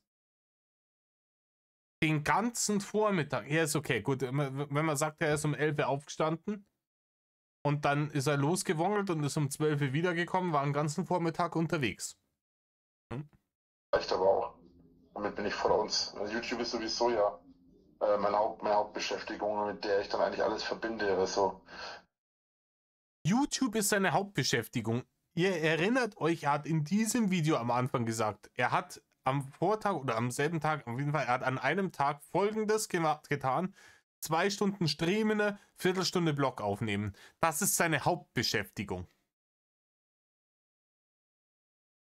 Na? Ganz ehrlich, wenn ich 2,5 Stunden am Tag arbeiten müsste und würde dasselbe Geld kriegen, wie ich jetzt für meine 8 Stunden Arbeitstag kriege, da wäre ich schon happy. Ne? Dann würde ich wahrscheinlich auch 8 Stunden arbeiten. Wenn ich dann dementsprechend mehr kriege. Ne? Harter Horse-Shit einfach. Und er merkt halt auch nicht, dass er das, was er als harte Arbeit hier immer verkauft, dass die Art und Weise, wie er es verkauft, deutlich macht, dass es keine harte Arbeit ist. ich mache dann Videos über Animes, über was dann die Serien sind oder Filme oder Spiele und Musik natürlich. Ich verbinde es mit den Videospielen im Sinne von Gaming-Streams. Ich verbinde es mit dem Thema Musik, indem ich Im Übrigen, diese Gaming-Streams, die hat er natürlich, er hat sie immer aufgeführt. Das ist ganz wichtig, ja. Ja, ich bin Profi-YouTuber. Ja, was machst du da so? Ja, Vlogs und Videos und mein Zeug halt. Und Gaming-Streams. Und das war ja die Grundidee. Ne? Das war ja der ursprüngliche Plan. Ja, Rainer hat Gronkh gesehen und seine Gaming-Streams und hat sich gedacht, ah, das kann ich auch. Ja, datteln tue ich eh den halben Tag. Vollkommen wurscht, halte die Kamera drauf. Wird schon passen. Er hat dann nicht gecheckt, dass man irgendwie sympathisch sein muss, irgendwie auch ein wenig Entertainer sein muss. Ich sag bei so Gaming-Streams, es kommt nicht unbedingt drauf an, dass du wirklich gut, also überdurchschnittlich gut im Gaming bist. Ne? Klar, richtig scheiße solltest du nicht sein, es sei denn, es ist dein Markenzeichen. Das kann natürlich auch sein. Es gibt Leute, die sind also die wissen, dass sie scheiße sind und deren Content ist aber, guckt mir dabei zu, wie scheiße ich bin. Und sind aber dann unterhaltsam und sympathisch noch dazu. Dann schauen sich das die Leute auch gerne an. Ja, aber es reicht, wenn du einfach mittelmäßiger 0815 Gamer bist. Du musst kein Profi sein oder sonst irgendwas. Du kannst so Gaming-Streams dann machen und kannst dann, aber wenn du das unterhaltsam und sympathisch gestaltest, da einen Beruf daraus machen. Problem, Rainer ist hageldumm, kann nicht ein einziges Spiel spielen, ohne komplett zu eskalieren, weil er massiv versagt, scheißegal wie niedrigschwellig dieses Spiel ist, und nimmt sich dabei noch viel zu ernst. Und dann sitzt er da und Gott bewahre, in diesem Spiel sind irgendwelche Textboxen und das ist leider Gottes in seinen Lieblingsspielen oft so, weil die von Nintendo sind und die Nintendo Games oft Textboxen haben. Deutlich häufiger als andere Games. Und dann muss er das vorlesen. Lesen ist ein Hater. Leck mich am Arsch, ey. Ganz ehrlich, die wenigen Let's Plays, die ich von ihm gesehen habe, jedes Mal, wenn da irgendeine Textbox gekommen ist, ich wollte den Boden versinken vor Fremdscham. Und wenn du halt einfach nichts davon kannst, gar nichts, du kannst nicht zocken, du kannst nicht unterhaltsam sein, du bist unsympathisch wie Fick und Hageldumm und kannst nicht mal diese scheiß Textboxen irgendwie halbwegs fehlerfrei vorlesen. Jeder verhaspelt sich ja mal und wenn man das irgendwie für Publikum macht und ein bisschen Nervosität dabei ist, alles gut. Das nehme ich überhaupt niemandem krumm. Ich bin da selber nicht der Experte davor, vor Publikum Dinge vorzulesen. Ne? Aber wenn du das alles nicht kannst, so, dann ist das halt nicht dein Beruf. Punkt. Rainer hat sich gedacht, machen wir. Machen wir, kriegen wir hin. Müssen wir schauen, wie wir es machen, wie wir es umsetzen. Ja. Und das führt er jetzt immer auf, weil die Leute, Gaming-Streams ist den Leuten heutzutage ein Begriff. Ne? Jeder kennt Twitch und dass da Leute halt streamen, Geld damit verdienen. Und dann hat man halt eben so Leute wie Gronkh oder sowas im Kopf, dass man sagt, ja, klar, Gaming-Stream. Niemand, der ihn nicht kennt, der hört von ihm, ja, ich mache Gaming-Streams, denkt daran, was er tatsächlich abliefert in diesen Gaming-Streams. Weil ne, jeder weiß, das ist nichts wert. Das ist einfach, das ist Verschwendung deiner und meiner Zeit. Wenn, ganz ehrlich, es wäre unterhaltsamer gewesen, irgendeinem Schimpansen den scheiß Controller in die Hand zu geben und zu sagen, hier, Assassin's Creed 2 Ezio, let's go. Der hätte wahrscheinlich mehr gerissen. Und der Controller wäre danach nicht mehr oder weniger mit Kacke beschmiert gewesen, glaube ich. Wenn ich über Musikalben spreche oder halt über selber Musik mache. Ich mache auch selber Musik. Echt? Nein, Rainer, du machst nicht selber Musik. Auch das ist gelogen. Rainer, auch Skör, auf das du dich immer berufst, großer Erfolg. Im Übrigen hat die ganzen Millionen Klicks nur deswegen gekriegt, weil es viral gegangen ist, dadurch, dass die Leute das gegeben haben und dann anderen Leuten gezeigt haben und gesagt haben, oh, guck dir diesen Deppen an. Das ist wieder Anzeigenhauptmeister. Der ist auch nur deswegen viral gegangen, weil die Leute gesagt haben, schau dir den Idioten an. Ja, also das ist keine große Leistung und sogar die Scheiße hast du nicht selber geschrieben. Du hattest ein Team von Speichelleckern hinter dir, die dir den Scheiß geschrieben haben, dann hast du das irgendwie eingesungen, dann hat man hier dieses Autotune bis an seine absoluten Grenzen gebracht, bis hinten aus dem PC Rauch rausgeschossen ist, damit den Leuten nicht die Trommelfelle instant platzen, wenn sie es hören. Und so ein richtig dulliges Idiotenvideo dazu geschrieben, das hat man ins Internet gepimmelt.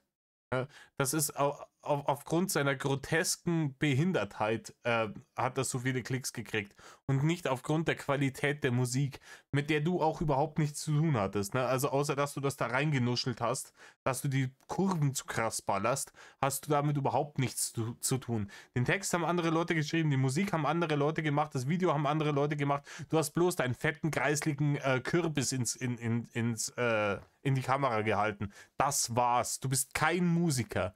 Nein, bist du nicht. Ja. Rap mal das was. kennst du vielleicht. Kannst du rappen? Jetzt wird's cringe. Aber erstmal eine Zigarette ziehen. Ne? Erstmal eine Zigarette ziehen als Vorbereitung jetzt für den coolen Rap, der jetzt gleich kommt. Ich schick dir lieber was. Ja, Besser kannst ist du auch das. machen. Ich kann ja mal für dich Texte schreiben, was Gedichte und so angeht, war ich immer gut mit Reimen. Ich habe eigene Songs. Also wir machen selber Musik. Ich habe ein paar Leute mit den Wir machen selber Musik. Jetzt kommt's, ha? Ja, du hast ein paar Leute, die das für dich machen. Ist richtig, ja? ich Musik mache. Ah, Rainer, du machst genauso Musik wie diese Kasperl, die immer Deutschland sucht den Superstar gewonnen haben, Musik gemacht haben. Die sind durch diese durch die ganze Castingshow gegangen, indem sie Cover-Songs gemacht haben, also Songs von anderen Leuten gesungen haben. Und wenn die dann gewonnen haben, haben die ein Album gekriegt mit Songs drauf, die andere Leute für sie geschrieben haben. Da sitzt dann ein Dieter Bohlen und schreibt dann hier nach einem gewissen Algorithmus irgendwie diese Songs runter. Da gibt es ein Baukastensystem. Ne? Diesen ganzen Pop-Schmutz. Gibt es ein Baukastensystem, das und das muss drin sein, solche Melodien sind irgendwie wissenschaftlich erforscht, haben die und die Wirkung aufs Gehirn, naja, das wollen wir, batsch, wird das zusammengeklebt, dann setzt man den Idioten vor irgendein komisches Mikrofon, dann darf er da ein bisschen reinnuscheln, dann es ist mehr oder weniger dasselbe Prinzip, nur auf einem höheren Production Value.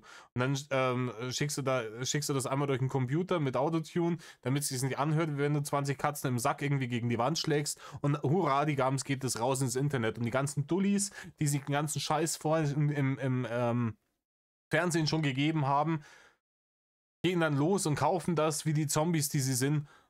Genau dasselbe Prinzip in klein und noch dümmer ist bei Skör und Konsorten bei Rainer der Fall. okay, nice. Ja, einer meiner Songs hat sogar extrem viel Publik bekommen. Also, ja, sieh mal kurz. Mein Er flext jetzt mit Skör, es ist unfassbar. Song Skör hat mittlerweile als Musikvideo 1,9 Millionen Aufrufe. 1,9 Millionen Leute, die sich bepisst haben darüber, wie lächerlich du bist, Rainer. Okay. Hier, ich schick's dir mal. Ja, ich ist das schon. telefoniere wieder über dem Tablet. Mein Handy muss wieder laden. Liegt am Ladekabel, deswegen schaue ich dann später rein. Ja, ich kann es dir am Handy auch mal schicken auf WhatsApp. Ja, ist ja alles easy. Ja, nee, meine Hobbys, also ich habe ganz verrückte Hobbys. So, die hat eigentlich nicht jeder. Ich tätowiere gerne. Ich weiß nicht, ob ich dir das schon sogar gesagt hatte. Zum Beispiel meinem besten Freund habe Gut. hab ich auch schon voll viele Tattoos gemacht. Ich mache ja auch bald eine. Oder ich würde mich nicht trauen. Also, ganz zu schweigen davon, dass ich nicht zeichnen kann. Absolut nicht. Ich hab ganz selten mal, irgendwie, wenn ich irgendwas von mich hingedudelt habe, mal was halbwegs Cooles rausgekriegt. Ist aber auch schon 20 Jahre her. Zeichnen bin ich absolut untalentiert. Aber auch wenn ich es wäre, ich hätte so tierisch Schiss. Ich hätte so tierisch Schiss, Leuten irgendwas in die Haut zu stechen, was da für immer bleibt. Also, wild. Aber ich bin großer Fan von Tattoos. Ne? Ich habe selber viele Tattoos. Ich hätte gerne noch mehr. Und ich krieg vielleicht jetzt, dann demnächst noch mal eins. Das wird ein schönes Ding. Das wird so unten überm Knöchel Fry von Futurama. Weil ich identifiziere mich sehr mit Fry, weil ich auch so ein Kindskopf bin. wie Fry.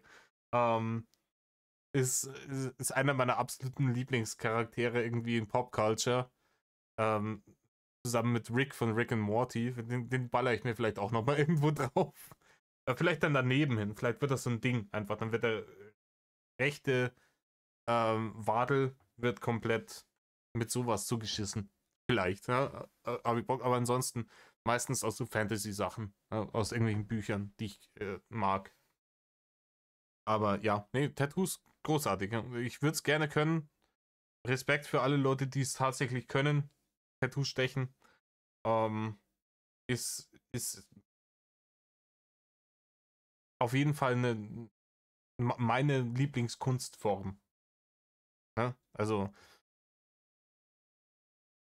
die jetzt den Sinn nicht, wenn da irgendjemand eine weiße Leinwand hinhängt, wo ein schwarzer Strich drauf ist und sagt, Kunst, das hängen wir in den Louvre.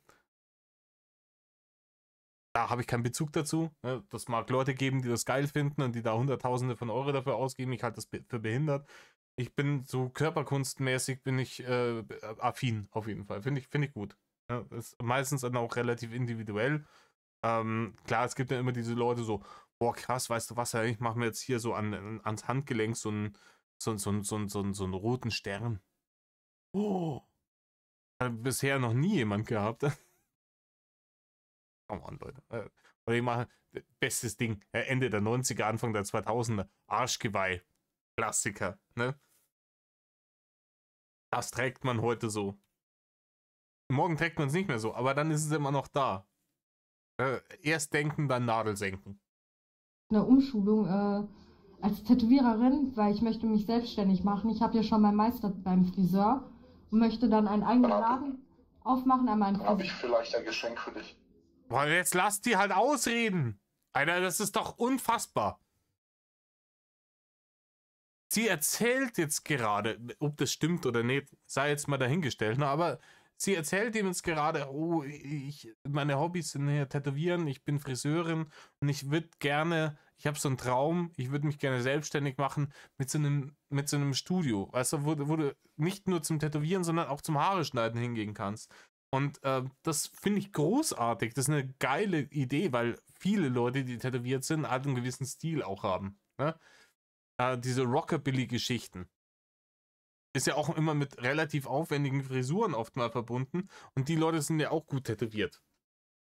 Und ich kenne da viele Leute. Und wenn die nicht in 2 extra Läden dafür laufen müssten, wäre vielleicht ganz cooler. Also, weißt du, dass sie dann sagen, hier, ich lasse mir jetzt irgendwie den Elvis stechen, irgendwie auf die Brust und danach lasse ich mir die Elvis-Trolle machen. Ja, direkt nebendran. Oder ich bleibe auf demselben Stuhl sitzen, was weiß ich. Ne? Ist eine gute Idee. Keiner vollkommen wurscht. Ihre Wünsche und Träume und Vorstellungen für die Zukunft. Scheißegal. Ne? Die muss herkommen, Wurstfach herhalten und danach ist sie an ihn gebunden. Am besten gleich Kind machen, dann kann sie nicht mehr weg. Träume, den Gully runter, ihre Zukunft am Arsch. Die ist dann dafür, wird die dann draufgehen, die Zukunft, dass sie Rainers kleine Behindy-Kinder großziehen darf. Und sich von ihm anmotzen, wenn sie irgendwas falsch gemacht hat. Ja? Dass er der richtige Terrorherrscher in der Schanze ist. Ich schließe auch dann da häusliche Gewalt nicht aus, wenn die mal keinen Bock auf Snooze hat oder so. Okay. Oh, ich werde beschenkt. Ein Fan oder ein Hater, das kann man sehen, wie man möchte. Ich kriege ja öfters Sachen von meiner Amazon-Wunschliste geschickt. Ja. Und ich habe halt immer wieder gefragt worden, ob ich mal mich tätowieren lassen will, weil ich möchte mich Ich bin gefragt worden, Rainer. Deutsch, Sprache, Schwersprache. auch tätowieren lassen.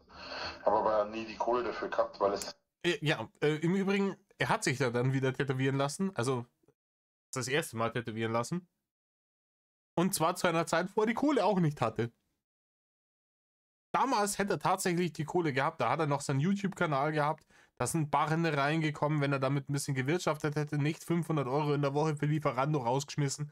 Hätte er sich tatsächlich auch tätowieren lassen können. Gar kein Eck nicht. Aber, keine Ahnung, für das, was er alleine in den Monaten nach dem Schanzenfest gekriegt hat, da hätte er sich wirklich gut tätowieren lassen können. Natürlich wissen wir, das ist Tattoo-Tinte-Verschwendung, wenn du das in diesen kreisligen Schmandkörper reinstichst, aber weil diese aufgedunsene, pervertierte Version vom Marshmallow Man, die kannst du so viel tätowieren, wie du willst, das sieht immer scheiße aus. Aber, er hat dann damals, gebettelt, also für uns damals, für den Reini hier, der Zukunftsreini, hat dann doch gebettelt auf Diggity Doggity für Kohlen. Er braucht dringend Kohlen, damit er seine MPU machen kann, damit er seinen Führerschein wieder kriegt, damit endlich wieder guter Content kommt. Dann kann er sich ein Auto holen und dann fährt er wieder durch die Walachei und dann wird alles gut. Und dann haben ihm die Leute die Barren rausgeschmissen, wie die Gasnarrischen, und von der Scheiße hat er sich dann das Logo von einer Plattenfirma auf den Arm tätowieren lassen. Wie man es halt so macht. Ja, wenn man am Existenzminimum rumkrebst und obdachlos ist und jeden Tag erneut im Internet drum betteln muss, Kohle zu kriegen, dass man was zu fressen hat, dann schmeißt man natürlich ein paar 100 € raus, auch noch an den hinterletzten Pfuscher, weil das gestochen ist wie Arsch. Dieses komische T, ja, das ist schief und krumm und passt überhaupt nicht von den Proportionen. Das schaut aus wie Arsch und Friedrich. Wenn du das vergleichst mit dem Tattoo von diesem The Rasmus-Sänger, von dem er sich's abgeschaut hat, das ist zwar immer noch behindert, sich den Namen von der eigenen Plattenfirma auf den Arm tätowieren zu lassen, aber das ist wenigstens professionell und handwerklich gut gestochen worden. Bei Rainer war die Grundidee behindert, das Tattoo behindert und der Typ, der das gestochen hat, war anscheinend besoffen oder einfach nicht gut. Teilweise recht aufwendige Tattoos wären. Und dann hat mir jemand eine Tätowiermaschine geschenkt. Ganz zu schweigen davon, dass ich glaube, kein Tätowierer, der was auf sich hält, würde Rainer Winkler tätowieren. Keiner. Sehe ich nicht. Ne? Weil im Endeffekt als Tätowierer, jedes Tattoo, das du machst, ist Werbung für dich. Die Leute laufen damit in der Öffentlichkeit rum. Und sie werden gefragt werden. Hey, wo hast du das machen lassen? Es gibt zwei Gründe, warum du das fragst. Entweder es ist wirklich verdammt gut und du überlegst dir, vielleicht gehe ich da auch hin, wenn der wirklich so gut ist.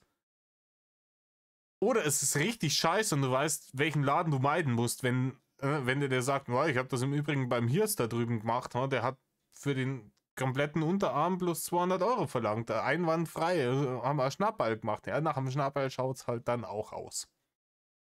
Ne? Ah, ja, ich kann mir momentan so keine leisten, deswegen habe ich die von meinem besten Freund immer. Den habe ich auch schon. Dir schenken, weil ich kann damit nichts anfangen. Ich bin grauenhafter Zeichner und tätowieren kann ich dann wahrscheinlich noch schlechter. Ja, also dazu wollte ich noch kommen. Ich zeichne sehr gerne. Also ich habe da auch ein Porträt von Michael Jackson selber gemacht. Und da noch hängt irgendwas. Und ja, wie gesagt, tätowieren, Haare färben sowieso, Haare schneiden. Das mache ich auch privat bei meinen Freunden. Die brauchen da nichts bezahlen. Ja.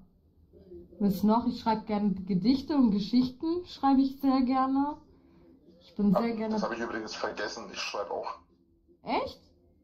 Habe ich vergessen zu sagen. Ich denke da mal nicht gleich dran. Habe auch schon 2, 3 Bücher geschrieben. Ja, die Bücher, die kennen wir. Mit denen würde ich jetzt eher weniger flexen. Ganz ehrlich. Das ist ansprechen, also ja, schick mir doch mal eins davon. Ja, bitte, hier ist mein Manuskript. Ja?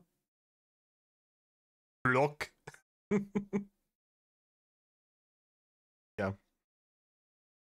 Aber das Veröffentlichen ist immer ein bisschen schwer mit den Idioten. Ja, ich würde es vielleicht schön finden, würdest du mir mal was schreiben. Das wäre für mich das größte Geschenk. Dann kann ich dir aber was Schönes zurückschreiben. Ich gehe jetzt mal auf Es kommt darauf an, was Amazon. du möchtest. Ich schau, ob es noch gibt. Lass deine Fantasien freien Lauf.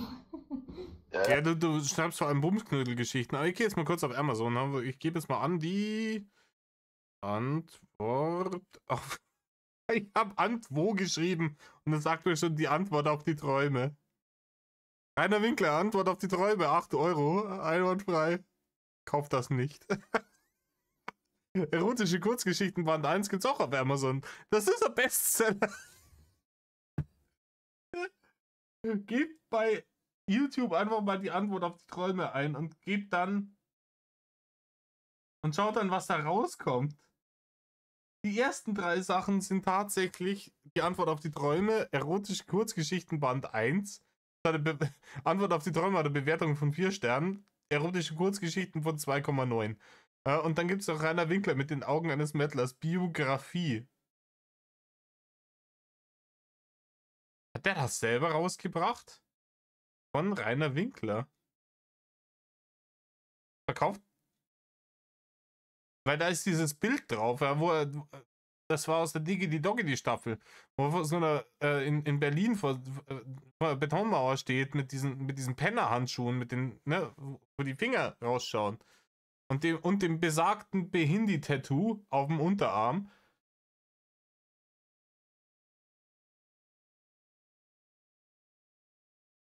Inhalt. Mit den Augen eines Mettlers, Vorwort, mein Leben, Kapitel 1, der Anfang kommt, Bad Windsheim, 2 Freunde, auf die Verlass ist, Alter, kann doch nicht tatsächlich deren Ernst sein. Aber Leute, guckt da mal hin, das ist auf Amazon. Kranke Scheiße. Ja, die Sache ist eher aufs Genre bezogen gewesen. Ich schreibe vor allem Fantasy und Erotik. Ja, dann lass dir was da einfallen. Da fällt mir sicher was an. Ja. Bei mir, also mir wird bestimmt noch irgendwas einfallen. Wir wissen alle, welche Sachen ihm dann später noch eingefallen sind. Aber ich sag bloß Prima Noctis. Wenn du willst, kann ich dich auch mal zeichnen. Also wenn du willst, kann ich kurz mein Buch holen und dir ein paar Zeichnungen zeigen, so. Ja, gerne. Okay, dann warte kurz, dass ich da irgendwo hinten... Ich bin ein großer Fan von Kunst, nämlich. Echt? Ja, ich habe auch mal eine Zeit lang Anime gezeichnet. Ich habe hier sogar ein Buch, wo man Animes Zeichnungen erlernen kann. Ich muss kurz gucken. Ich muss ja dazu sagen, dass ich halt Kunst setze ich halt mit Buch, ne, also mit Literatur gleich. Vom Ding, deswegen habe ich vorhin halt gesagt, dass ich lese. Aber damit ist halt auch Kunst gemeint an sich. Ja. Ich erwähne es nur nicht immer extra. Ich lese und damit ist Kunst gemeint. Ja, alles klar, Rainer. Wissen wir Bescheid. Alter, wir sind bei über 2,5 Stunden. Aber die Scheiße ist ja auch in 3 Minuten hier zu Ende. Ja, alles gut. Ich weiß ja, ihr mögt die langen Videos. Die Leute, die hier die 2,5 Stunden durchgehalten haben, haut mal ein Like raus, die Bock haben auf lange Videos. Es sei denn, ihr schlaft schon, dann gute Nacht. Und oh, wo ist denn jetzt der Kack, ey? Ich habe hier so viele Bücher in meinem Zimmer rumfliegen. Ach, hier. Finde ich es doch direkt. Das ist doch super hier. Ach. So. Ich Alexa, Arbeitszimmer an.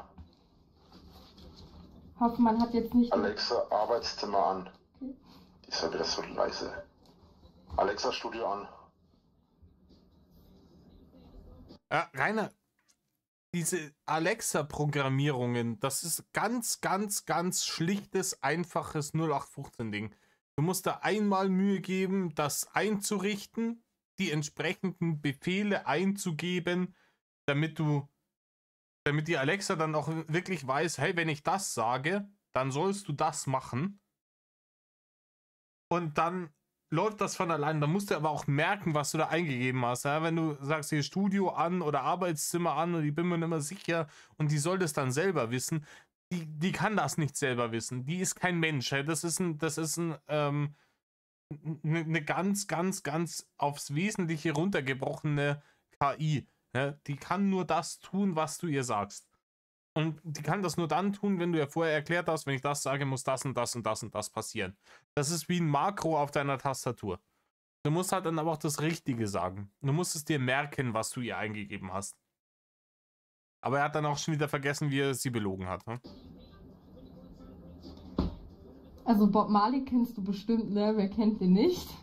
Hier zum Beispiel. Klar, habe ich früher sehr viel gehört.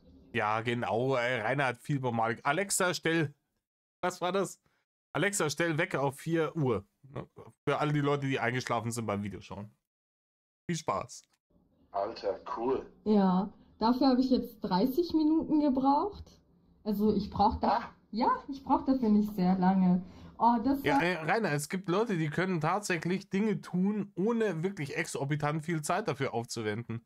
Es ist nicht normal, dass jemand fürs Schneiden von einem 2-Stunden-Video 8 Stunden braucht.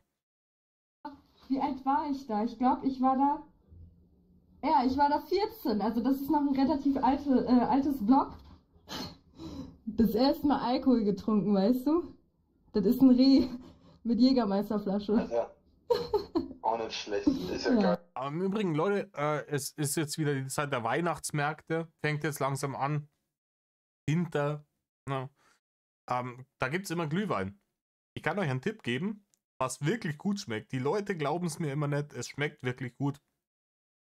Haut euch einen Schuss Jägermeister in den Glühwein rein. Ne? Das ist, aber vorsichtig, nicht mehr als einen davon trinken, ansonsten bereut ihr es am nächsten Tag. Das ist super delicious. Mit 14, Das also. liegt quasi auf dem Rücken, oder? Ja, boah, das ist auch geil geworden. Rick und Morty kennst du bestimmt auch, ne?